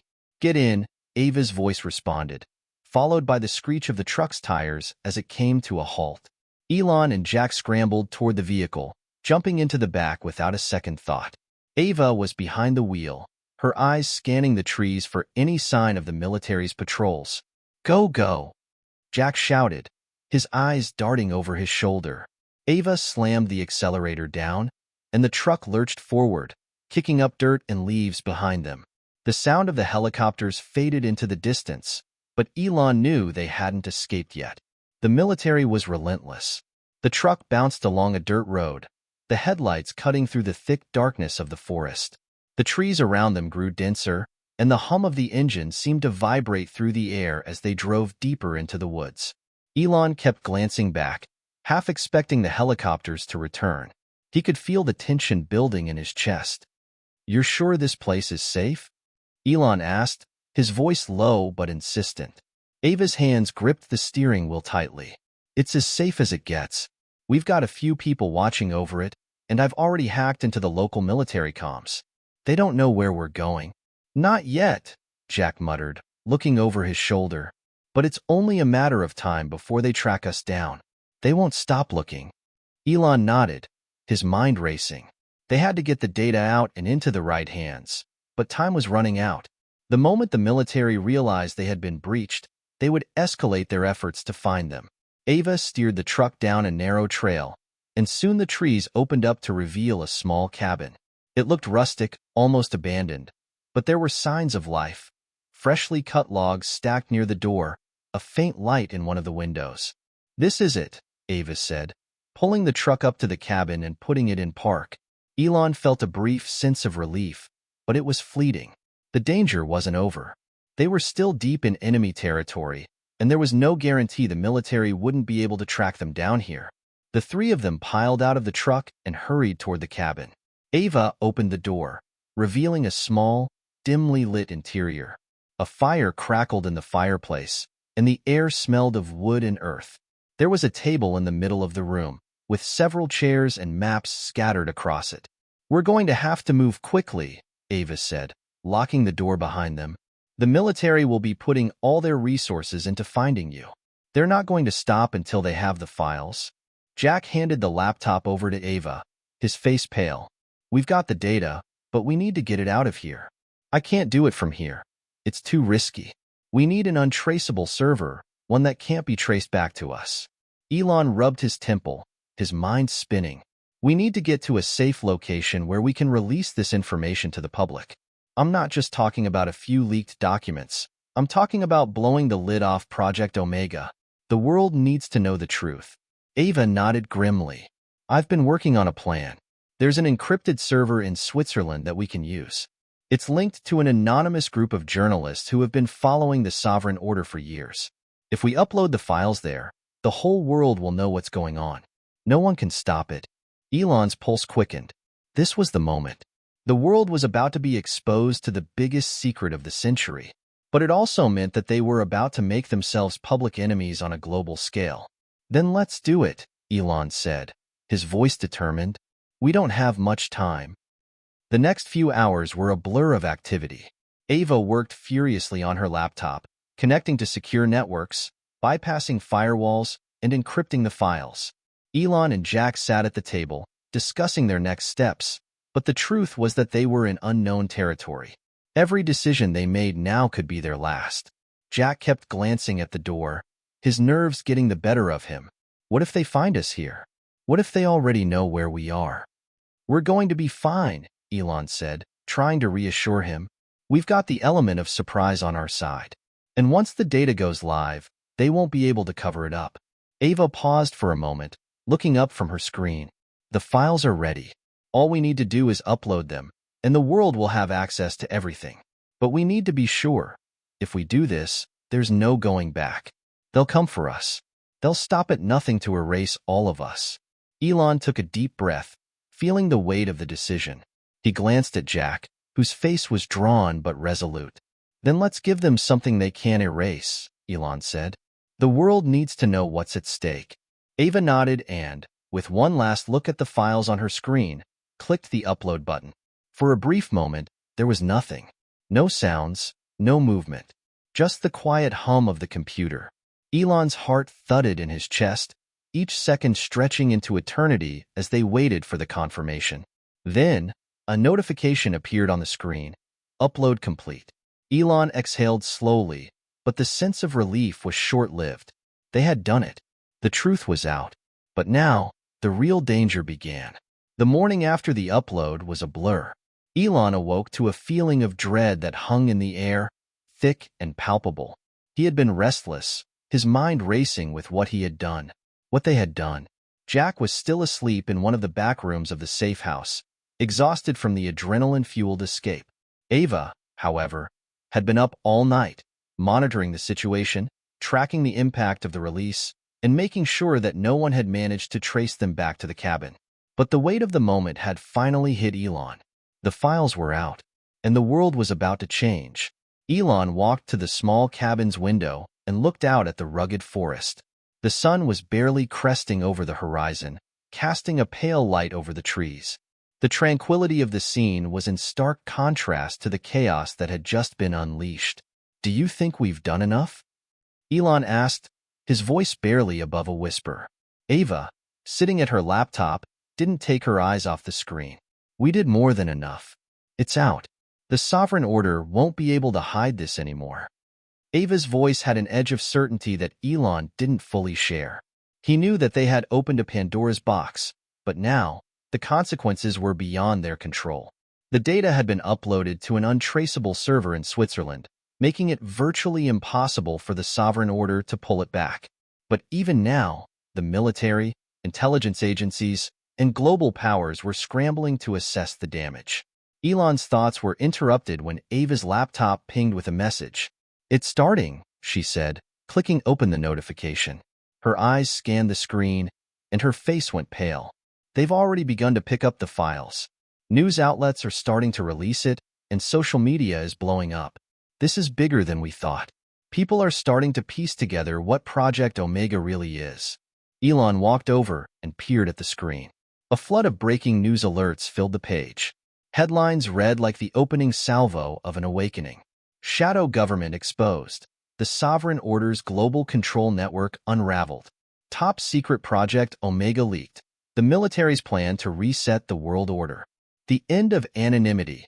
Leaked files revealed decades-long global conspiracy. Elon felt his pulse quicken. This was it. The truth was out, and the world was beginning to wake up to the scale of what had been happening in the shadows. Ava's fingers flew across the keyboard. "I'm monitoring social media. It's already trending worldwide. People are outraged, and governments are scrambling to issue statements." Elon shook his head, feeling the weight of the moment. "But it's not enough. They'll try to bury it. They'll spin it. They'll say it's a hoax." "I don't think they can," Ava replied. "The data is solid, and there's no way to fake the level of detail we uncovered. If they try to downplay it, it'll only make the truth more obvious. The military's already on edge, and the more they try to suppress it, the more people will question them." The storm was only beginning. As the files made their way into the hands of journalists, governments, and social media influencers, the world began to react. Overnight, protests erupted in major cities across the globe. People took to the streets, demanding answers. They were angry, confused, and desperate to know the truth. In Washington, D.C., the government scrambled to contain the fallout. National security agencies, foreign intelligence, and military officials were locked in emergency meetings. They had been blindsided. No one had expected a leak of this magnitude. "We've lost control," a high-ranking military official was heard saying in a leaked conversation. "The data's out. The world knows what we've been doing." In Europe, Government officials were seen scrambling to organize press conferences. But there was no way to spin the truth. The conspiracy had been exposed. It was no longer just speculation. It was a documented, organized plan to create global instability in order to reset the world's power dynamics. Meanwhile, on social media, ordinary citizens were piecing together the implications. People who had once been skeptical of conspiracy theories now found themselves questioning everything. Forums and social media threads were alive with debates, as millions of people tried to process the enormity of what had been revealed. A hashtag #OmegaTruth, began trending worldwide, with people sharing their reactions and demanding action. The files included intricate details about the sovereign order's infiltration of governments, corporations, and even international organizations. They controlled everything from world wars to economic crashes, all carefully engineered to destabilize global systems for their own gain. The military's Project Omega was only one part of a larger, much darker plan. The sovereign order wasn't going to sit idly by. Elon knew this. From their secluded safe house, they continued to monitor the situation, but it wasn't long before Ava's screen flashed a new alert. "They're closing in," Ava said, her voice sharp. "The military's begun tracking our location. We've got about 12 hours before they pinpoint us." Elon looked at Jack, who had just entered the room, his eyes bleary but alert. 12 hours? What does that mean for us? Ava turned toward them. "We need to get out. Fast. The moment they trace us to this location, the safe house will be compromised. And once they do, they'll shut down every escape route. We can't risk it." Elon exhaled slowly, running his hand through his hair. "So what now?" Ava didn't hesitate. "We go public. The world is watching. If we stay hidden, we'll be seen as fugitives. If we go out there, into the chaos, we can keep the pressure on the sovereign order. The truth is out now. We can't just disappear." Jack's voice was low, almost a whisper. "And what about the military? What happens if they find us?" Ava met his gaze, her eyes hard with resolve. "We fight back. We've got what we need, and there's no turning back. If they want to stop us, they're going to have to go through the world's eyes. We've already made them targets." Elon stood up, his mind made up. The sovereign order may have tried to control the world from the shadows, but now they were on the defensive. It wasn't just about escaping anymore. It was about making sure that their fight, the truth they had uncovered, could never be erased. The world needed to know that they weren't the only ones who had suffered at the hands of the sovereign order. And if that meant stepping into the spotlight, becoming the face of resistance, then so be it. "We don't run anymore," Elon said, looking at both Ava and Jack. "We stand and fight. We expose them for good. The world is waking up to the truth, and the stakes couldn't be higher. What do you think will happen next? Will the sovereign order retaliate, or will the world take control of its destiny? And what will Elon, Jack, and Ava do now that they've made themselves public targets? Let us know your thoughts and predictions in the comments below. This is only the beginning. The decision to step into the spotlight had been made, and there was no turning back. Elon, Jack, and Ava knew that every move from here on out would be critical. The sovereign order's response was imminent, and their fight for survival had evolved from a covert operation to an open rebellion. But with the truth now exposed, the world was listening, and the consequences of their actions would echo far beyond their safe house. News channels were ablaze with coverage. Live reports streamed across television screens and social media platforms, each one dissecting the leaked files in real time.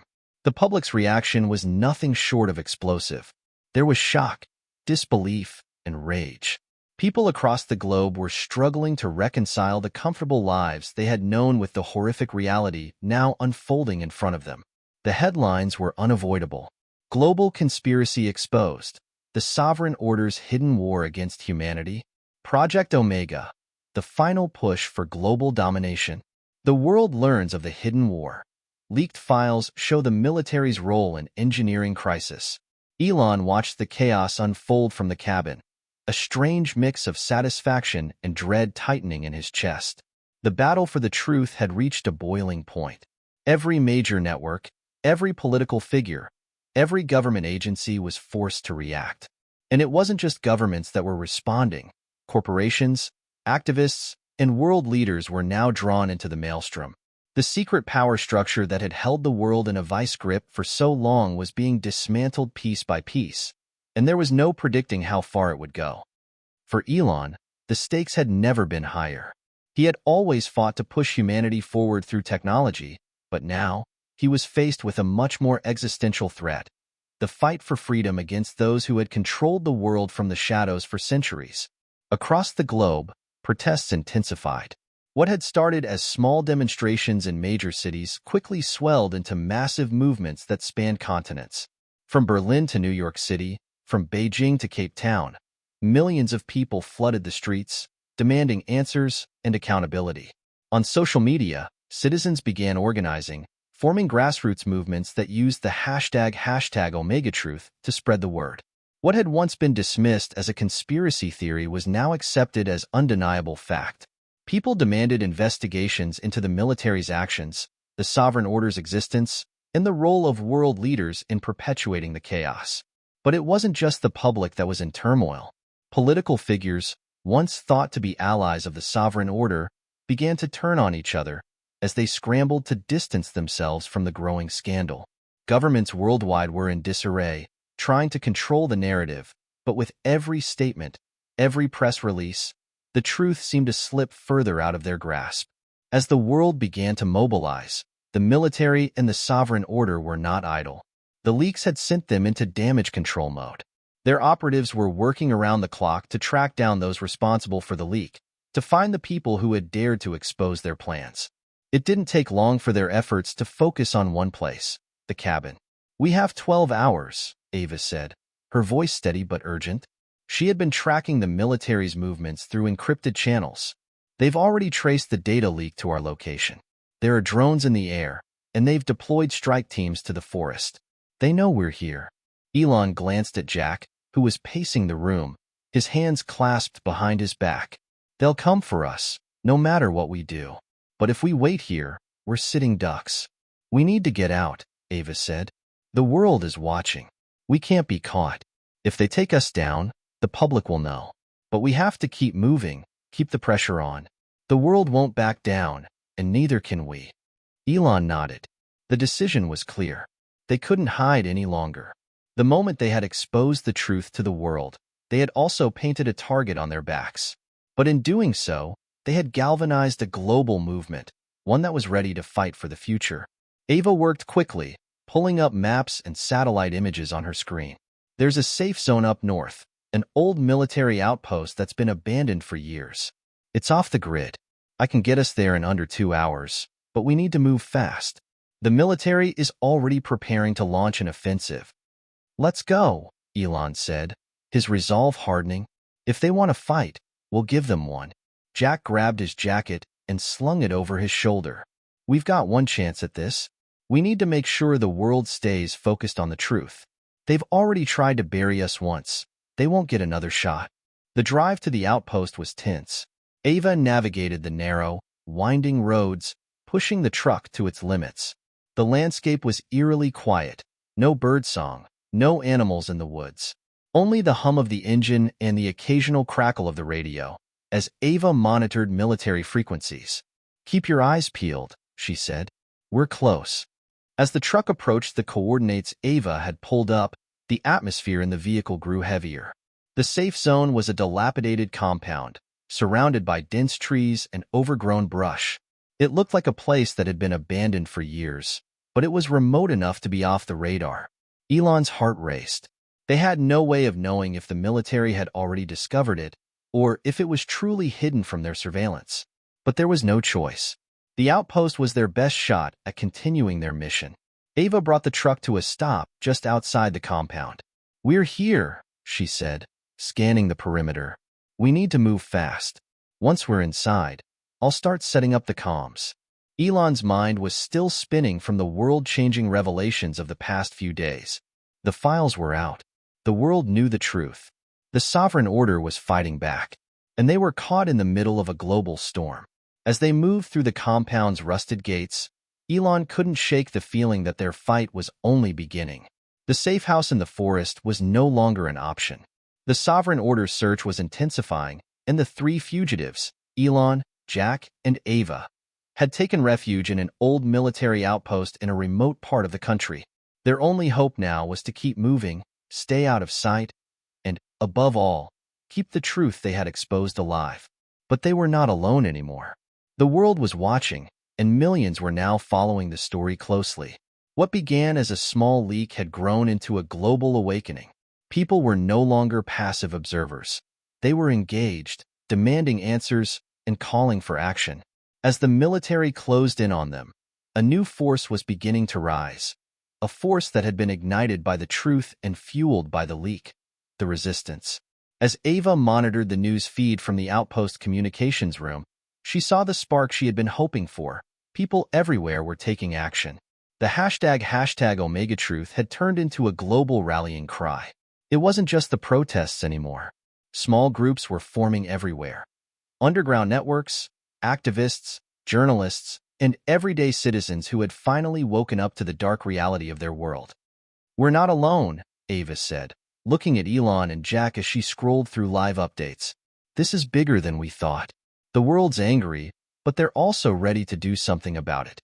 Elon, who had been pacing the room, stopped to look at the growing digital movement. They're not just following the story, they're taking action. It's only a matter of time before they start organizing. The military can't stop this. Jack sat at a desk, his eyes narrowed as he read the latest updates. The sovereign order might be able to control the narrative for a while, but they can't stop the tide of people. "We've sparked something. The resistance is forming." Ava smiled, her eyes lighting up with hope. "Exactly. We're not the only ones fighting this battle anymore. But we need to make sure we keep leading them. We need to stay ahead of the sovereign order." Elon's gaze hardened. "We need more than just the truth. We need to provide a direction, something the world can rally around. We can't let them fragment into chaos." Ava's fingers flew over the keyboard. "I'm setting up encrypted communications channels with the leaders of some of the global protest groups. We'll coordinate the next steps, but it's up to us to keep them focused." As much as the world was rising in opposition, the sovereign order wasn't idle. Behind the scenes, they were consolidating their power. The global elites were mobilizing, their networks of influence tightening. The military search for Elon, Jack, and Ava was escalating. They knew the trio had exposed a deadly secret, and they couldn't afford to let them spread it any further. General Marcus Gray, the man who had led the military side of Project Omega, was relentless in his pursuit. His unit had already been deployed to the outpost, and time was running out. "We're getting closer," Gray said to his officers, looking over satellite images of the area surrounding the outpost. "The fugitives can't hide forever. Once we've got them, we make an example of them. The world will know that anyone who dares to defy the order will face the consequences." He turned to one of his lieutenants. "Prepare the extraction teams. It's time to end this." Back in the outpost, Elon, Jack, and Ava knew they couldn't wait much longer.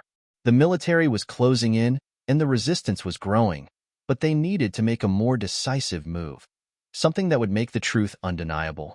The outpost was secure for now, but it wasn't a long-term solution. They needed to act fast, or the sovereign order would regain control of the narrative. Elon had been working on a plan for the past few days, and now it was time to put it into action. It was risky, possibly even suicidal, but it was the only way to ensure that the resistance could not be silenced. "I've been thinking," Elon began, his voice steady but urgent. "We have one shot at this. We can't just release more documents or videos. We need to go straight to the heart of their operations." Ava looked up from her screen, intrigued. "What do you mean?" "I'm talking about an all-out broadcast," Elon continued. "Live, global.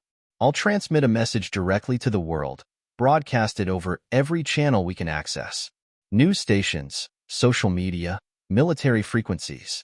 The people need to hear from us, and the sovereign order needs to know they can't control this anymore." Jack leaned in. "You're saying we go public, really public? We broadcast ourselves live, expose everything in real time?" Elon nodded. "Yes. We'll give them everything. The full scope of Project Omega, their global control system, the military's involvement. We'll have the world watching, and we'll make sure that the resistance knows what's at stake. They can't bury this once it's out in the open." Ava's eyes widened. It's dangerous. The military will be all over us. We'll be giving them everything they need to track us down. I know, Elon said, but if we can't expose the truth completely, if we can't get the entire world to rise up, we'll lose. The only way we can fight this is with total transparency. We can't just be voices in the shadows anymore. We have to show the world we're real, that we're not afraid. Jack stared at him for a long moment. You're right. We've already put everything on the line. Now we finish this. Ava worked tirelessly through the night, setting up the necessary equipment for the global broadcast. She hacked into satellite systems and encrypted military channels, ensuring that the transmission would be nearly impossible to block. Jack coordinated with members of the growing resistance to spread the word, preparing them to rally and protect the broadcast. The world needed to hear the truth. As dawn broke, they were ready. The tension in the outpost was palpable.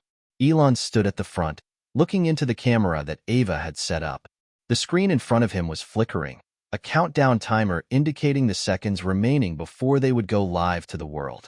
This is it, Elon muttered to himself, the gravity of the moment sinking in. The timer hit 0. Ava hit the switch. Elon's face appeared on every screen worldwide: television, computers, phones, military feeds. His voice was steady but filled with urgency as he spoke to the masses. People of the world, I am Elon Musk. What I am about to tell you has the power to change everything. For decades, we have lived under the control of an invisible power, a group known as the Sovereign Order. They have manipulated our governments, engineered wars, and even controlled the very systems that we rely on to live. The images on the screen switched to show damning footage. The military's involvement in Project Omega, the manipulation of global economies, and the massive data files that had been leaked. Elon's voice continued. We have exposed their secrets. Their plans to reset the world order are now public. But this is not just about me, or Jack, or Ava. It's about you. The truth is out. The resistance is here, and it is you, the people, who have the power to take back control. We have fought for this moment, and now it's time for you to rise. Ava's voice crackled through the feed. You can't silence us. You can't hide the truth anymore. Join the resistance. It's now or never. The broadcast had just begun, and already the world was reacting. Social media exploded with hashtags like #ResistOmega and #WeThePeople. Protests intensified, with people flooding the streets, demanding that the sovereign order be dismantled and the truth be acknowledged. The world was no longer passive. It was rising. But the sovereign order wasn't done yet. They had their sights on Elon, Jack, and Ava. The game was far from over. What will happen next? How will the resistance continue to fight? Will Elon's bold broadcast unite the world, or will the sovereign order strike back with force? Tell us your thoughts in the comments below. The story is just beginning. The broadcast was only the beginning. As Elon's message spread across every screen on Earth, the world seemed to collectively exhale a breath it had been holding for centuries. The truth was no longer confined to the shadows. It was out in the open, and people were ready to act. But the sovereign order wasn't about to let this slip through their fingers. While protests erupted across the globe, their response was swift and brutal. They weren't just fighting for power, they were fighting for survival. Within hours of the broadcast, the first wave of military crackdowns began. Authorities in multiple countries, those with the closest ties to the sovereign order, enforced curfews and issued arrest warrants for anyone associated with the resistance. The media, for the most part, was still controlled by the elites, and their first reaction was to label Elon and the others as terrorists, to discredit them before they could gain more support. Propaganda flooded news channels, calling the broadcast dangerous and unverified. But the world wasn't buying it anymore. From Europe to Asia, from Africa to the Americas, the streets were filled with people calling for accountability. They had seen the footage, heard the message, and now they were demanding action. It wasn't just a political movement, it was a revolution. In the wake of the broadcast, several key figures in the resistance came forward to take charge. Activists, former military personnel, and even politicians who had been in the dark about the sovereign order's true reach began organizing their own factions. In cities across the globe, groups formed alliances, often linked by encrypted channels and dark web forums, where information about the Sovereign Order's operations could be exchanged and disseminated. In a hidden safe house on the outskirts of Paris, one of the leaders of the resistance, a former French intelligence officer named Isabelle Moreau, stood in front of a group of rebels. She had once been a part of the system, working for the very people Elon had exposed. Now, she was one of the world's most sought-after leaders. "We have a choice," Isabelle said, addressing a room filled with resistance fighters. "We can wait for the Sovereign Order to crush us, or we can show them that we are not afraid. This is our moment. If we act now, we can dismantle their infrastructure piece by piece. They think they control everything, but they don't. We are the people, and together, we are unstoppable." Her speech galvanized the group, igniting a fire in their hearts. The battle for freedom had begun, and there would be no turning back. The Sovereign Order was desperate. In a meeting held at one of their underground command centers, General Marcus Gray paced back and forth, his face a mask of frustration. He was losing control. "We need to shut them down now," Gray said, slamming his fist on the table. "Every country that's rising up against us needs to be neutralized. We can't let these protests spread any further." One of his top officers, Colonel Edward Sinclair, spoke up. "We've already deployed the drones. The protests in the major cities are being quashed, but the truth is spreading too fast. People are already organizing, coordinating. We need to infiltrate the resistance's communication networks and stop the leak of information. We can't let them build momentum." Gray's eyes narrowed. "Then let's do it. I want every operation accelerated. The world may be waking up, but they still don't understand the consequences of their actions. We'll make them pay." Back at the outpost, Ava had been working nonstop to stay one step ahead of the Sovereign Order. Her skills at hacking and encryption had kept the Resistance's communication channels safe, but the pressure was mounting. She knew the military would try to infiltrate their systems soon. The only way to keep the truth alive was to keep the world engaged. "I've just received confirmation," Ava said, her voice tense as she scanned her screen. "They're going after the resistance leaders, targeting the people who are organizing these movements. They know we're not alone anymore, and they're desperate." Elon looked over her shoulder, studying the information she was tracking. "We need to keep moving, then. If they're going after leaders, we'll need to help them stay safe. We can't afford to let them dismantle the resistance from the inside." Jack, who had been silent for a while, spoke up. "We need to take this to the next level. We've exposed them to the world, but that's not enough. If we want to win, we need to hit them where it hurts." Elon turned toward him. "What do you mean?" "I mean their financial infrastructure. The Sovereign Order runs everything from behind the scenes. They control the world's banks, the corporations, the media. If we want to disrupt them, we need to take down their financial networks. If we hit them there, it will send a message that we're not just a bunch of activists. We're a force to be reckoned with." Ava nodded. "We can't take them down all at once, but we can target key points. Bank systems, stock markets, corporate satellites. I can get us access." Elon considered it for a moment. This wasn't just about exposing the truth anymore. It was about dismantling the entire system. It would be dangerous, but it might be the only way to break the Sovereign Order's grip on the world. "Let's do it," Elon said, a determined look in his eyes. "We'll take down their financial empire, one piece at a time." Over the next few days, the resistance took action. Coordinated attacks on the Sovereign Order's financial systems began to cripple their infrastructure. Global stock markets experienced unprecedented volatility as bank accounts linked to the Sovereign Order were exposed and frozen. Major corporations that had supported the Order's agenda found themselves suddenly without resources, and powerful executives scrambled to cover their tracks. But the Sovereign Order wasn't going down without a fight. General Gray unleashed the full force of his military might, deploying specialized units to combat the growing rebellion. Drones swarmed over cities, surveillance satellites locked onto key resistance locations, and the military began executing covert operations to eliminate the leaders of the movement. But despite the pressure, the resistance was not backing down. They fought back with everything they had. And with every move, the world saw just how fragile the Order's hold on power really was. In the midst of the chaos, a major breakthrough came. Ava, working with a global network of hackers and whistleblowers, managed to infiltrate one of the Sovereign Order's most secure systems, their private server, which controlled military operations, communications, and financial assets worldwide. With the server in her hands, Ava sent the data to resistance leaders across the globe. The documents she extracted contained the full list of operatives working for the Sovereign Order, including military officers, politicians, and corporate moguls who had been part of the Order's conspiracy.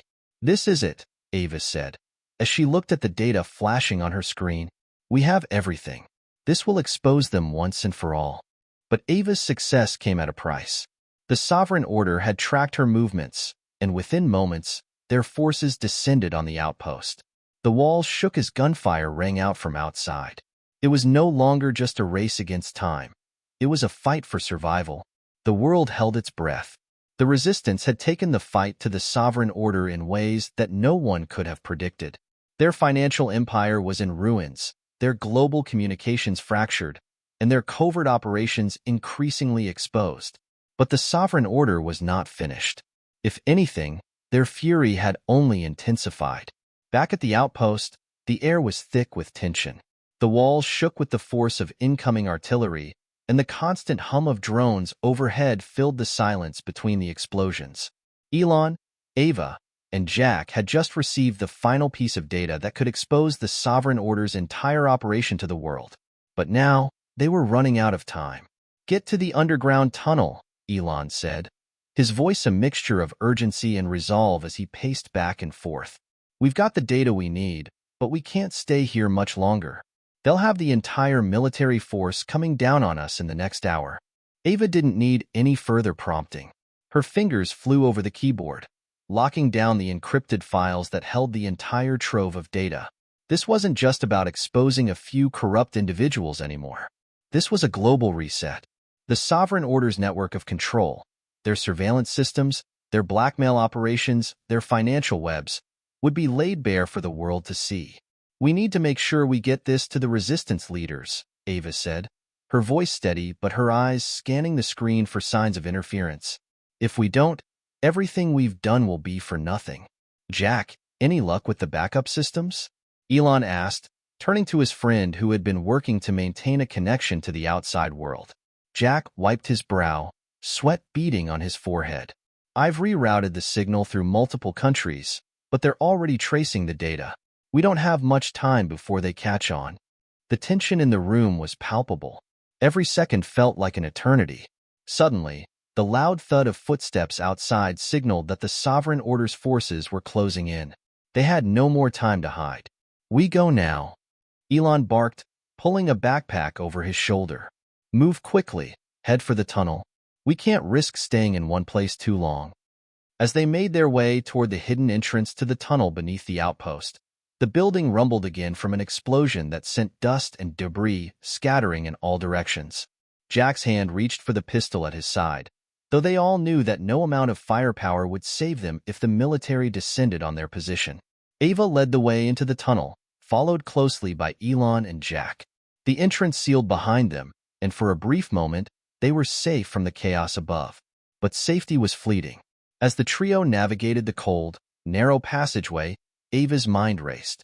The information they had uncovered was beyond anything they had imagined. There was a list, an exhaustive, meticulously documented list, of the Sovereign Order's members, financial holdings, covert operations, and hidden agendas.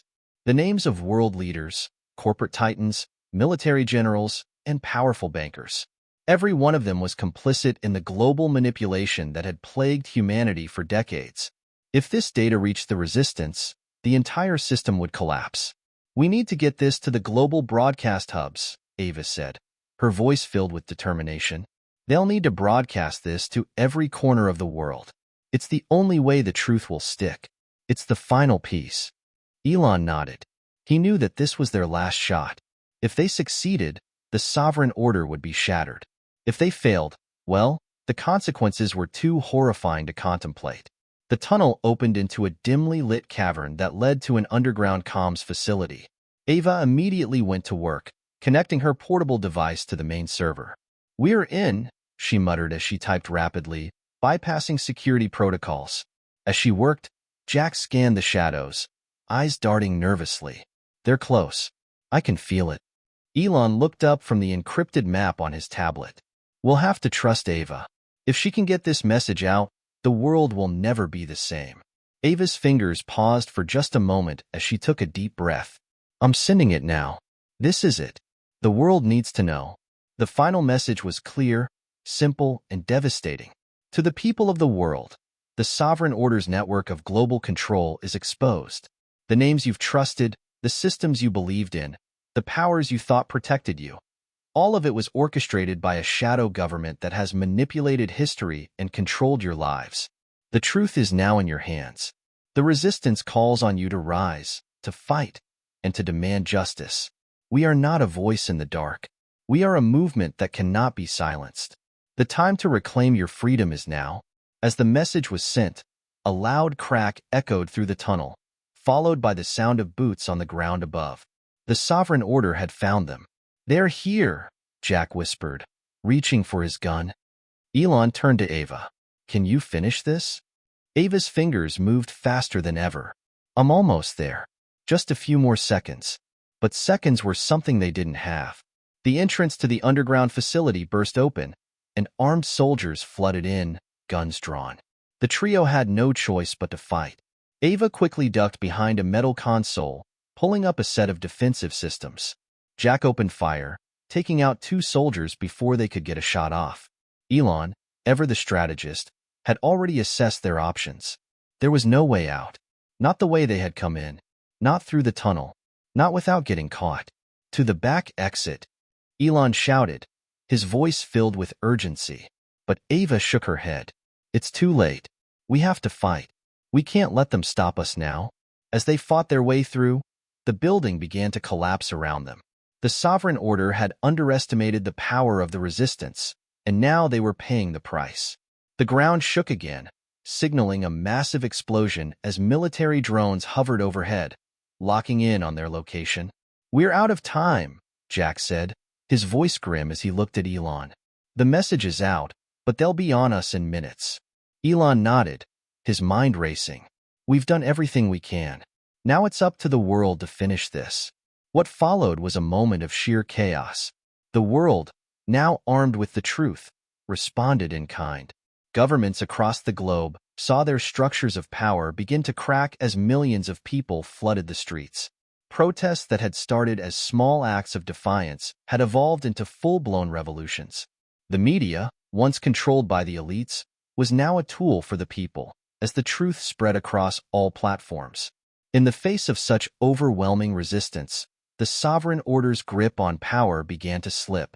The corporate empire they had built began to crumble. International sanctions, uprisings, and public outcry took down their financial and military networks. Their once formidable influence was no match for the collective will of the people, who were now united by a common goal: freedom. The Sovereign Order may have been knocked down, but the battle is far from over. As the resistance continues to fight for true freedom, what role will you play? Will you stand with them? Will you continue to spread the truth? The revolution is just beginning, and it's up to each of us to make sure the fight doesn't end here. What do you think will happen next? Share your thoughts in the comments below. The world is changing, and your voice matters.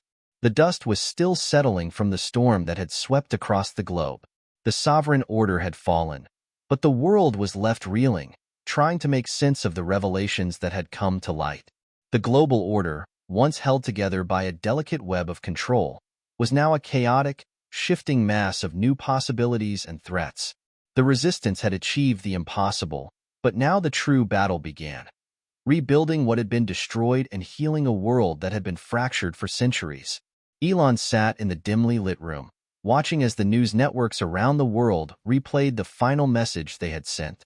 The footage of the global upheaval was everywhere. Protests, riots, leaders resigning, and citizens pouring into the streets in celebration. It was a revolution, one that had shaken the very foundation of society. But beneath the celebrations, there was uncertainty. A global power vacuum had emerged, and the road ahead was unclear. How do we move forward from here? Ava asked, breaking the silence as she joined Elon by the table. Her face was weary, but there was a quiet determination in her eyes. Elon turned to her, the weight of the world still pressing on his shoulders. We've exposed them. The sovereign order is gone. But the systems they created, the corruption, the control, it's not going to disappear overnight. We have to rebuild. We have to make sure it doesn't happen again. Jack, who had been pacing by the window, chimed in, "People are already trying to fill the gap. We've got leaders stepping up, but there's no structure, no unity. It's chaos." "There's no blueprint for this," Elon replied. "We're not just dismantling a corrupt regime. We're reconstructing the world from scratch. We need a new system, a system that's transparent, decentralized, and led by the people. We need to learn from the mistakes of the past." Ava nodded thoughtfully. "We've seen how fragile power can be when it's concentrated in the hands of a few. This time, we need to make sure that doesn't happen again. The people must be the ones who lead. This can't be about elites. This is about creating a world that is truly free." The first step toward that new world was forming a global coalition, one that was truly representative of the people. Leaders from across the globe, including former resistance figures, activists, politicians, and even some defectors from the sovereign order, came together to draft a new framework for governance. They called it the People's Coalition. The coalition's mission was simple: to create a transparent, decentralized system where every voice mattered, where power was not concentrated in the hands of a few, and where the people had the ability to make decisions that impacted their lives. But creating this new order was easier said than done. "Trust is going to be the hardest thing to rebuild," Jack said, his voice grim as he looked over the initial drafts of the coalition's constitution. "The world has been manipulated for so long that it's going to take time for people to believe in anything again." Elon agreed. "Trust will take time. But we have a chance to do things differently this time. We can't afford to repeat the same mistakes." Ava added, "We'll need transparency at every level. People need to see what's happening. No more secrets. No more lies. If we're going to rebuild trust, it has to start with accountability." The initial stages of the People's Coalition were filled with challenges. The remnants of the sovereign order were not easily erased. In some regions, their influence still held sway, and old power structures fought to maintain their dominance. Political unrest simmered in many countries, and resistance movements emerged as people struggled to find their footing in this new, uncertain world. But the coalition remained focused on its core values: equality, transparency, and justice. One of the first decisions was the creation of a global digital platform where citizens from all walks of life could vote on key issues, share ideas, and propose new policies. This platform became the heart of the new democratic process. It was a place where the people could directly influence the decisions that affected them, bypassing the corrupt intermediaries that had once controlled their lives. The results were immediate. In countries where the People's Coalition took hold, governments began to shift from top-down control to participatory democracy. Long-standing injustices, economic inequality, environmental degradation, and human rights violations began to be addressed in ways that were unimaginable just a few months earlier. As the weeks and months passed, the ripple effect of the resistance's success spread. The power of the global people's movement inspired similar uprisings in nations still under the grip of authoritarian regimes. From Africa to South America, from Asia to Europe, people were beginning to demand change. In Russia, a former ally of the sovereign order, protests erupted, demanding freedom of speech and the end of government censorship. In the Middle East, long-suffering populations rose up against the corrupt regimes that had suppressed them for decades. Even in the United States, where political polarization had reached a breaking point, the demand for systemic change became too loud to ignore. But the battle was far from won. The sovereign order's remnants were still lurking in the shadows, pulling strings in the corporate world, trying to regain some semblance of control. They had not vanished entirely. They were simply regrouping, looking for a way to claw their way back into power. Elon had always been a visionary, but now his vision was more critical than ever. His role had evolved from a leader of innovation to a leader of a global movement. The People's Coalition had elected him to be part of a transitional leadership council, but he knew that his job wasn't to hold power. It was to make sure that power remained with the people. His role was clear: guide the new world without becoming part of it. We have to ensure that the next generation of leaders understands that power is not something to be hoarded, Elon said during a meeting with the coalition. It's something to be shared. It's about service, not dominance. Ava, who had become a key advisor to the coalition, agreed. The next step is education. If we don't teach people how to lead themselves, how to manage power without abusing it, then this will all have been for nothing. Jack, ever the realist, added, we can't afford to be naive. There are still those out there who will fight to take back control. The sovereign order won't go down quietly. Elon looked out the window, his gaze distant. We've given the world a chance. Now, it's up to them to take it. We've set the foundation. But the people, each and every one of them, have to keep fighting. This isn't the end of the revolution. It's just the beginning.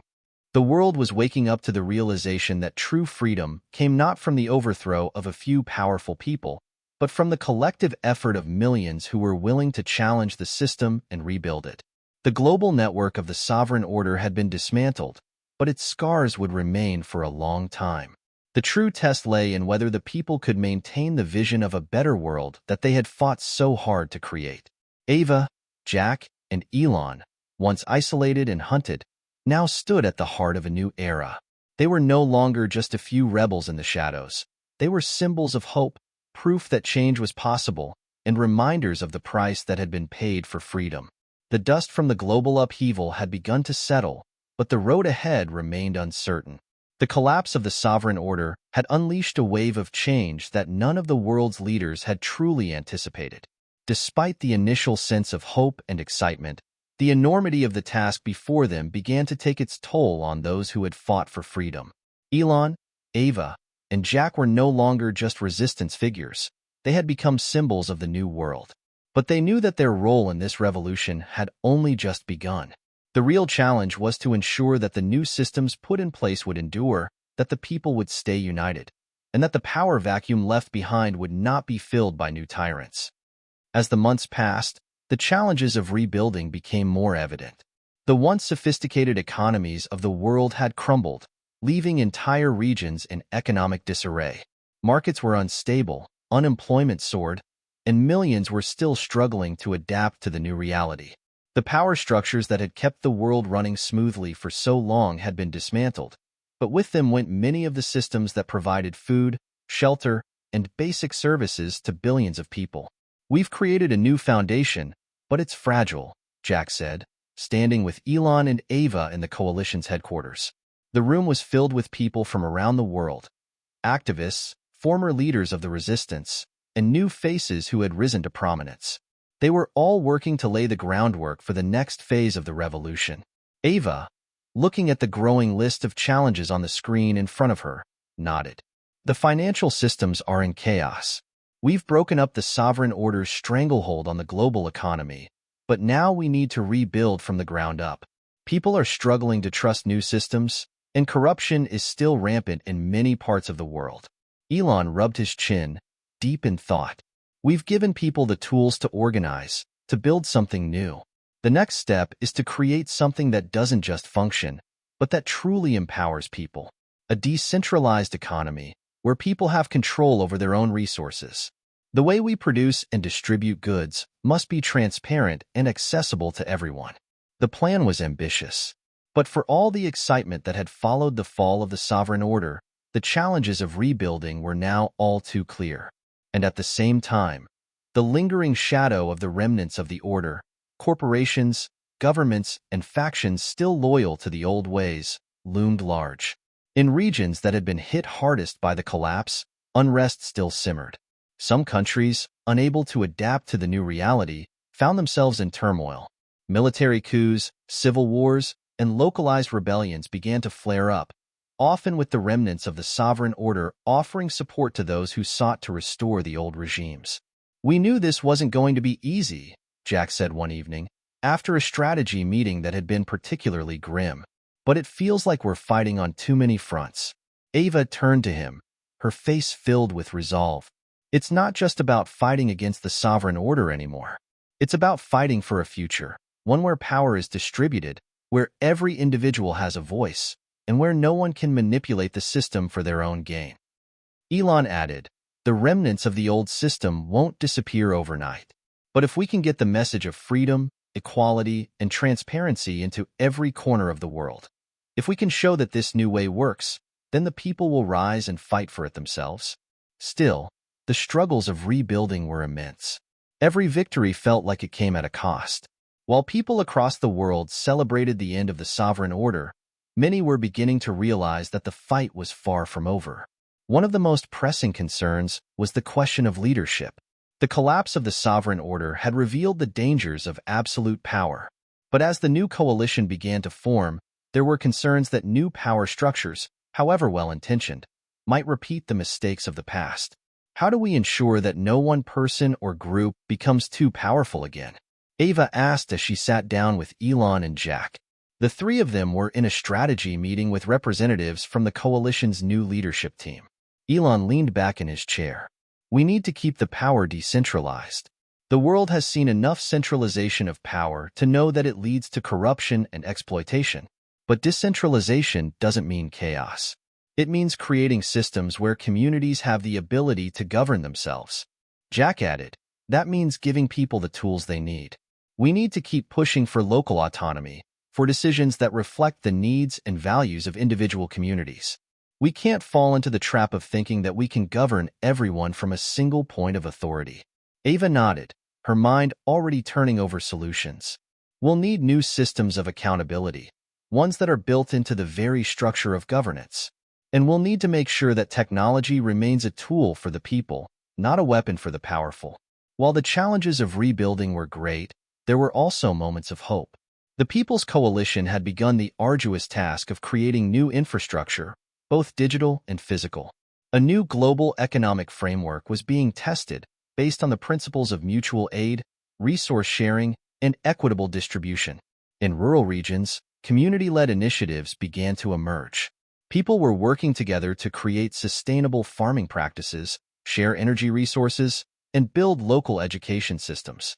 These grassroots movements were beginning to demonstrate that a new kind of world was possible, one that wasn't just a reaction to the old system, but a proactive creation of something better. These local initiatives are the heart of what we're trying to build, Elon said. They're proof that people can work together without the need for centralized control. We just have to give them the space to flourish. Ava, always focused on the human side of the equation, was struck by the stories she heard from people in these communities. There's a real sense of hope now, more than I've seen in my entire life, she said. People are coming together to rebuild not just their communities, but their futures. This is the beginning of something profound. However, despite these victories, the remnants of the sovereign order had not been idle. They had been working behind the scenes, attempting to undermine the progress of the People's Coalition and reassert their influence.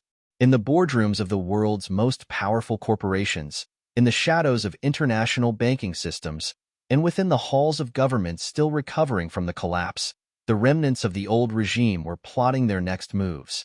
We can't be complacent, Jack said one day, after learning of a new covert operation orchestrated by former Sovereign Order members.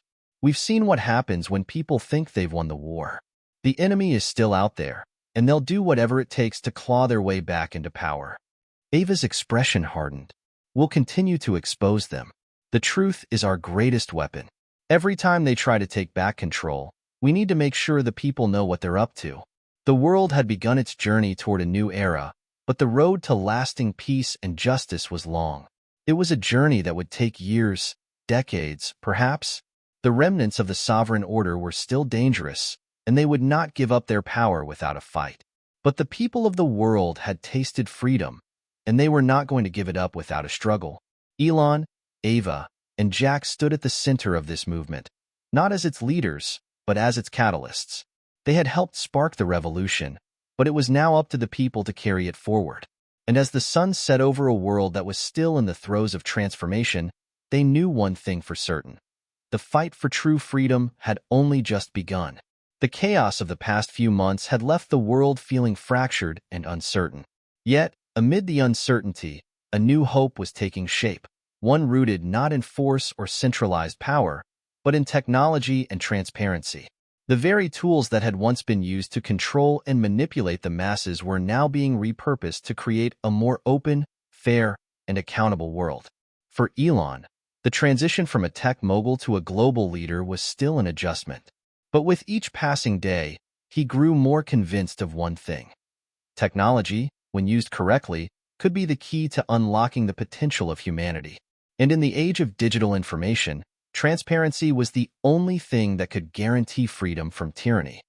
Elon sat in a sleek, minimalist room at the newly established global tech hub. It was a far cry from the lavish offices he used to occupy in his previous life.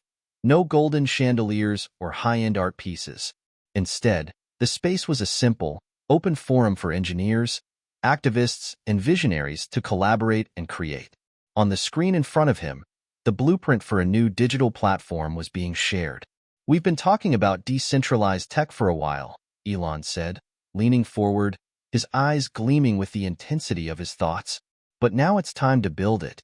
We need a system where every transaction, every decision, and every bit of data is fully transparent and available to the people. A digital platform that ensures that no one person or organization can control the flow of information or resources."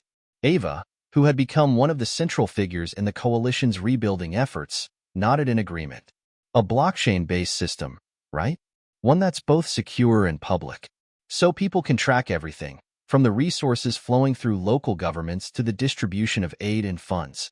We need to ensure accountability at every level." Elon smiled. "Exactly.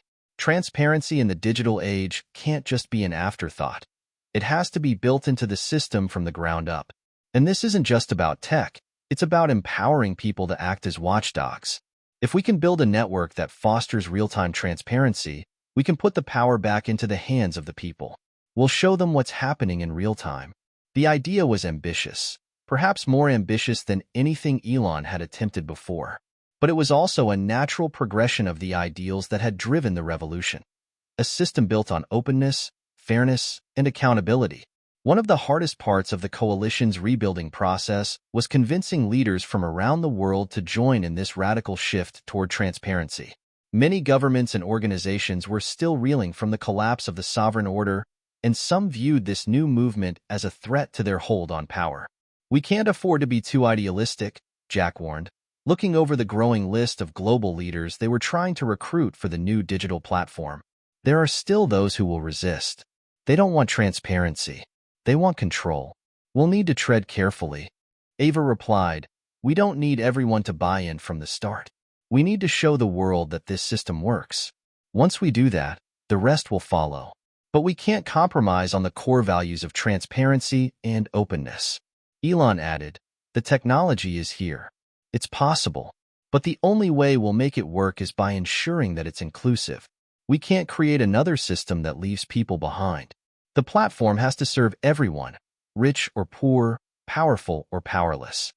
With those principles in mind, the group set out to build the infrastructure for the new platform. They brought together the best engineers, hackers, and tech activists from across the globe, working day and night to create a system that could be trusted by all, without the need for intermediaries or centralized authorities. To test the power and potential of this new system, the coalition decided to hold the world's first truly transparent election. It wasn't just about electing a leader or a set of representatives. It was about proving that a system could work, that people could vote and have their votes counted without the fear of manipulation. Elon's role in this was clear. He would use his tech expertise to ensure that the system was fully secure and tamper-proof. But beyond the technical work, he knew that the success of the project hinged on the trust of the people. For this to work, Elon explained in a live address to the world, "We must show that we can build a system of governance that reflects the true will of the people, without fraud, without corruption, and without the manipulations of the powerful few." Ava stood by his side, a reassuring presence. "This election isn't about any single person.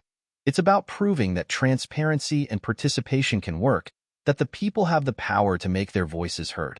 This is a new era for democracy." The election, which was held simultaneously across multiple nations and continents, became a global event. The digital platform allowed anyone with access to the internet, to participate, to vote on critical issues that affected their lives, and to track the voting process in real time. It was the first truly transparent election in history. As votes were cast, the results were visible to all, and every vote was verified by the decentralized blockchain system that underpinned the platform. There were no secrets, no hidden agendas. Every piece of data was open and accessible to anyone who cared to look. As the results of the global election came in, they were nothing short of astonishing. Despite the skepticism that had surrounded the initiative, the election had not only been a resounding success but had exceeded expectations. The people of the world had voted not just for their leaders, but for the issues that mattered most to them: education, climate change, economic equity, and human rights. It was clear that the old systems of power were no longer effective. Instead, citizens had embraced the opportunity to shape their own future. "We've done it," Ava said quietly, staring at the results as they flashed across the screen. "The people have spoken, and this system works." But it wasn't just the success of the election that had people talking. It was the way in which it had been conducted. The election had proven that transparency could be maintained without compromising security. People across the world, from the most developed cities to the most remote villages, had participated in a process that had been completely free from manipulation. Elon couldn't help but smile. This is just the beginning. If we can do this, if we can make democracy work like this, then we can build a new world. A world where people, not institutions, hold the power. The success of the transparent global election marked a turning point. The coalition now had a proven model to build on, one that could be expanded and adapted to every level of governance. Local elections, national policies, even corporate decisions could all be conducted through the same system, ensuring that transparency and accountability were the cornerstones of the new world. But as always, the road ahead was not without its obstacles. The remnants of the sovereign order were still out there, and they were not going to go quietly into the night. They had seen the success of the new system and knew that their grip on the world was slipping. The fight for freedom and transparency was far from over. "We can't rest on our laurels," Jack reminded them. "There are still forces out there who want to bring back the old systems of control. We have to stay vigilant." Ava nodded, her eyes steely with determination. "We've won battles, but the war isn't over. Not yet." Elon stood up and looked out the window at the horizon, the first light of dawn creeping across the sky. "This is the dawn of a new era," he said softly. "The world has seen what's possible. The people have shown their power. Now, it's up to us to build on that foundation, to make sure this revolution doesn't end. This is just the beginning." The aftermath of the world's first truly transparent election was a moment of celebration, but also of sobering reflection. The coalition that had rallied around Elon, Ava, and Jack had proven that a new kind of governance was possible, a system built on transparency, open data, and decentralized power. Yet, beneath the surface of this groundbreaking victory, there were deeper tensions simmering. While the people celebrated their newfound agency, the cracks in the global order began to widen. Elon, Ava, and Jack knew that the revolution they had sparked was not without its costs. In the months following the election, as the world began to rebuild, it became clear that progress came at a price. Economic instability, new geopolitical challenges, and the rise of extremist factions all threatened to undo the very foundation they had worked so hard to establish. Elon sat in his now humble office, staring at a holographic map of the world, overlaid with real-time data. The map highlighted regions of unrest, areas where infrastructure had yet to be rebuilt, and places where former regimes were trying to reassert control. Despite the success of the election, the globe was far from stable. "We've done something extraordinary," Elon said, turning to Ava and Jack, who were seated across from him. "But the world is still fractured. People are still hurting, and we can't afford to ignore that." Ava, her brow furrowed in thought, nodded. "The economic systems we've put in place are still fragile. People are struggling to adapt, especially in regions where infrastructure has completely collapsed. The promise of decentralization and transparency is a powerful one, but it requires time. We can't rush these changes, or we risk losing the very thing we're trying to build." Jack, who had been monitoring the global unrest through his encrypted channels, spoke up. "We've seen more radical groups gaining traction, especially in areas where the old power structures have yet to fully dissolve. Some people are seeing this new system as a threat to their way of life, and they're willing to fight to protect their interests." Elon's face tightened. We knew this was coming. Change isn't easy, but we've given people hope. And now we have to show them that the new system can work for everyone. We can't afford to let those who resist drag us back into the past. As the coalition continued to push for global transparency and decentralized power, extremist factions, both left and right, began to emerge. Some of these groups rejected the new way of governance entirely, while others tried to hijack the movement for their own gain. One of the most dangerous factions was a group known as the Global Sovereignty Front, made up of former elites from the sovereign order, military leaders, and powerful corporations who were determined to restore the centralized systems of control. They had managed to rally a significant portion of the population, capitalizing on fears of instability and the unknown. We've got a serious problem, Jack said, as he scrolled through a series of intercepted communications from the Global Sovereignty Front. They're mobilizing in key regions, particularly in the old superpower states. If they manage to unite, we could be facing another global conflict. Ava's expression was dark. We need to find a way to stop them before they can gain too much ground. The people have already spoken. They've chosen transparency, but these groups are spreading fear. Fear of losing power. Fear of losing control. If we don't act quickly, we could be facing another war. Elon clenched his fists, a look of resolve settling across his features. The system we've built isn't perfect, but it's the future. And the future can't be held hostage by the past. We need to stay focused. We need to push forward, and we need to help the people who are caught in the middle of this struggle. As tensions rose, the coalition launched a new initiative aimed at healing the fractures that had formed between the old and new world orders. The program, known as Mission of Mercy, was designed to provide immediate relief to the areas hardest hit by the collapse, places where the people were most vulnerable and where extremist factions were thriving. Ava took charge of the initiative, traveling to some of the most devastated regions, working directly with local communities to implement the new economic systems and ensure that aid was being distributed equitably. Her work was tireless, but it was making a tangible difference. I've seen things I can't unsee, Ava said one evening as she and Elon sat at the small mobile base they had set up in a refugee camp. The suffering is immense, but there's also hope. People are tired of waiting for someone to fix their problems. They're taking matters into their own hands. And that's where we come in. Elon looked up from his tablet, his brow furrowed. I know, but we can't do it all alone. We need the people to believe in this system. We need them to see that it works, that it's real.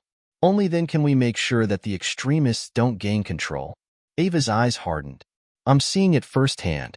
People are beginning to trust us again.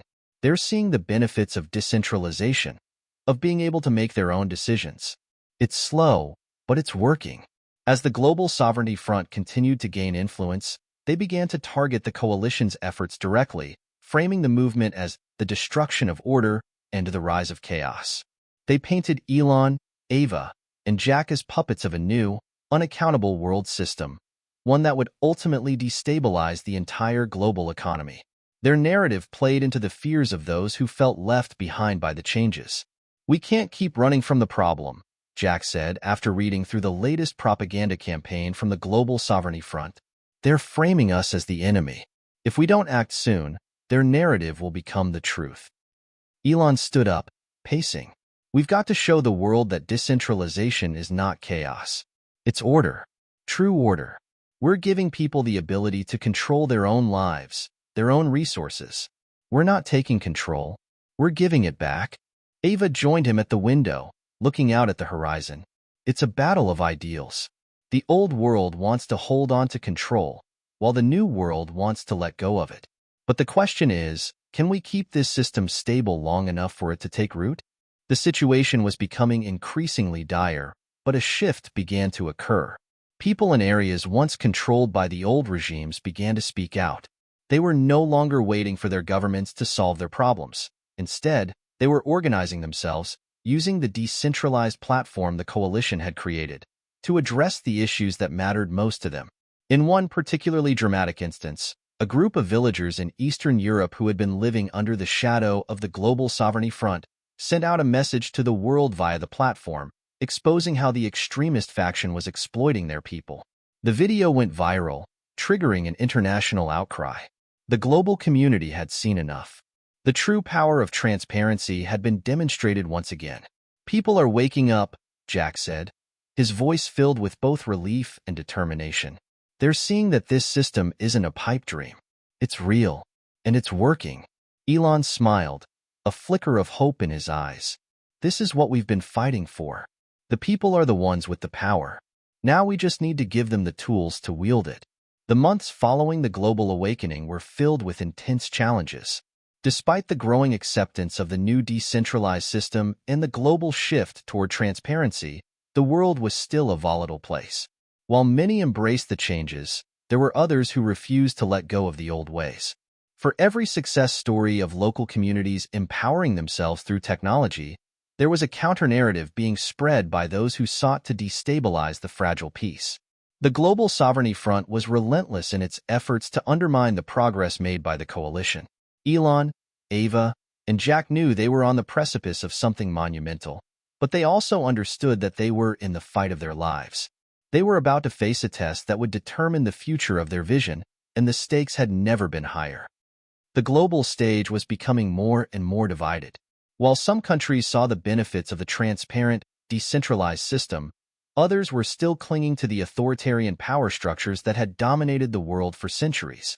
Governments that had once relied on secrecy, corruption, and control were now fighting tooth and nail to retain their authority.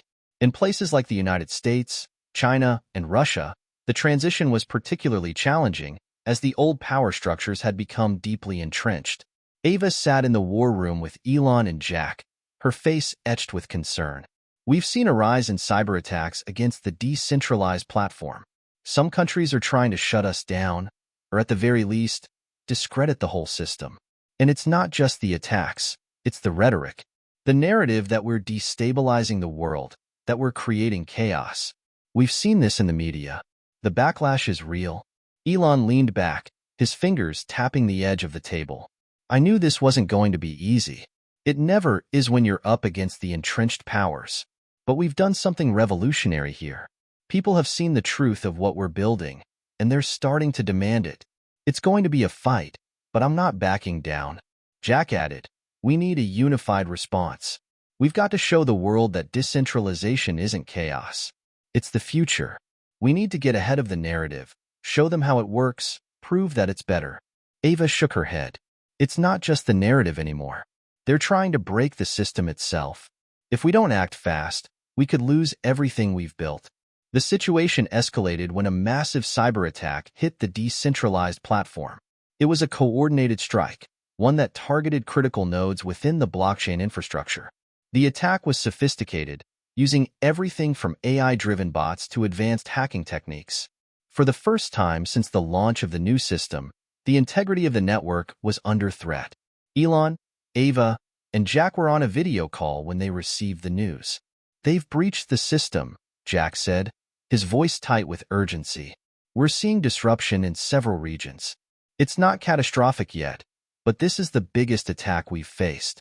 Elon's face darkened, but his voice was calm. We knew this was coming. The question is, how do we fight back? Ava's eyes were already scanning the data. We need to launch a counteroffensive. This isn't just about defending the network. It's about showing the world that this system is resilient, that we can overcome any challenge. We've been transparent about everything else. Now we need to show them how we can adapt, how we can respond in real time. Elon nodded. We've got the best people working on this. Let's get the engineers on this immediately. We can't afford to lose momentum now. Over the following days, the coalition's team worked tirelessly to mitigate the damage. They had designed the decentralized platform to be resilient, but this attack was unlike any they had anticipated. As the hours ticked by, they scrambled to plug vulnerabilities and shore up defenses. The attack, however, was only one part of the problem. The Global Sovereignty Front was now using the breach as proof that the new system was flawed, that decentralization led to chaos, and that power needed to be centralized for the sake of global stability. They launched a media blitz, painting the coalition as reckless, dangerous, and incapable of governing. Elon's frustration was palpable. They're twisting this. They're using this attack as a weapon against us. We can't let them control the narrative. We need to come out with a statement now. Ava spoke up. We need to go live. Show the world that we're on top of this. Transparency is key right now. If we're not upfront about what happened, people will lose faith. That night, Elon appeared in a livestream broadcast, his face somber but resolute. He spoke directly to the world, acknowledging the breach and explaining the steps they were taking to counteract it. We've been hit by a cyber attack. It's the first real test of our decentralized platform, but it won't be the last. I know there are those out there who want to see us fail, who want to restore the old systems of control, but we will not back down. We've built a system that's open, secure, and resilient. We've learned from this attack, and we're stronger for it. Elon's words were both reassuring and empowering. But as the broadcast ended, it was clear that the battle for control was far from over. The Global Sovereignty Front was not just attacking the system. They were attacking the very idea of decentralization itself. As the weeks passed, the situation grew more tense. Countries that had embraced the new system began to feel the pressure from their more traditional counterparts. In the United States, the government had doubled down on its efforts to regain control over digital spaces, including the growing use of private data and the ability to monitor online activity. In Russia and China, authoritarian regimes were tightening their grip, using the chaos of the cyber attack as an excuse to crack down on dissent and further censor the flow of information. Ava and Jack were preparing for another round of talks with international leaders to try and build a coalition in support of the decentralized model when a message arrived from the White House. The President of the United States, now facing mounting pressure from powerful corporations and military leaders, had requested a private meeting with Elon. "It's a trap," Jack warned, after reading the message. "They're trying to get us to negotiate our values. We can't compromise." Elon looked at Jack, then at Ava. "Maybe they want us to back down, but we've come too far to do that. This is the moment where we either make a stand or let them walk all over us. We need to show them that the future is decentralized and that we're willing to fight for it." The meeting with the president took place in a secure, private room. The atmosphere was tense, and there was an air of desperation in the room. The president, once a proponent of technological progress, now found himself caught between the pressures of the global elites and the demands of his people. "I want to be clear," the president said, his voice firm. "We cannot afford a breakdown in control. The attack you faced is only the beginning. If we allow systems like this to proliferate, we risk losing our national security, our economic stability, and our very sovereignty." Elon sat across from him, his gaze steady. "The systems you're trying to preserve are the very ones that brought us to the brink of collapse. Decentralization isn't a threat. It's the future. If you want a better world for your people, you'll need to embrace the changes that are happening." The president looked at Elon, his face a mixture of frustration and uncertainty. "I don't have a choice. The pressure from the military, from corporations, it's overwhelming. I don't know if I can hold this together." Ava leaned forward. "You don't have to. The people can hold it together. This isn't about one leader or one government. It's about the power of the people. If you stand with us, we can show the world that the future isn't about control. It's about freedom, equality, and transparency." The president was silent for a long moment, his eyes darting between Elon and Ava. Finally, he sighed. "I don't know if I can take that step, but I know you believe it's the right one." As the world teeters on the edge of a new era, the fight for decentralization and transparency is more urgent than ever. Do you think the president will take the step toward embracing this new world order? Or will the old powers retain their hold on the future? What role do you think technology will play in shaping tomorrow's world? Share your thoughts below, and let's continue this journey together. The world held its breath as the battle for the future reached its defining moment. Tensions between the old powers and the new system had reached a breaking point, with both sides locked in a fierce struggle for control. But in the quiet moments between the chaos, something extraordinary began to take shape, something that no one had anticipated. Elon, Ava, and Jack stood at the crossroads of history, uncertain of the outcome but resolute in their commitment to the cause. The global fight was no longer just about technology or governance. It was about the very essence of human freedom. They had already pushed the limits of what was possible, but now, the real test was whether they could convince the world to embrace the new way forward. After the tense meeting with the President of the United States, Elon and Ava knew that the time for diplomacy had passed. The world was changing rapidly, and they no longer had the luxury of waiting for leaders to catch up. The Global Sovereignty Front had already made its move, launching a coordinated series of digital attacks to destabilize the emerging global order. Yet, despite the challenges, there was a glimmer of hope. In a bold and unprecedented move, the coalition decided to take a stand. They would call upon the people, on a global scale, to rise up and take control of their own futures. With the decentralized platform at the heart of the movement, they broadcasted a message to the world. The time for passive waiting is over. The time for action has come. The message was simple but profound. We've given you the tools. We've shown you the way. Now it's up to you to build the world you deserve. Stand with us or stand alone. But know this: the future belongs to those who dare to create it. The broadcast spread like wildfire, reaching millions of people in real time. As the message echoed across social media, forums, and decentralized networks, something incredible happened. Ordinary citizens, farmers in rural India, teachers in Argentina, entrepreneurs in Nairobi, began to organize. They weren't waiting for governments or corporations to decide their fate.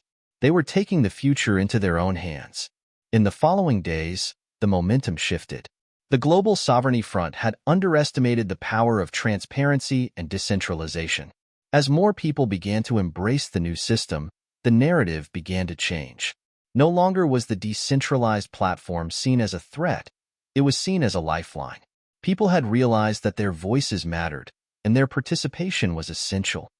The attacks on the platform continued, but the people were resilient. They strengthened the system, reinforcing the decentralized infrastructure to make it nearly impossible to break.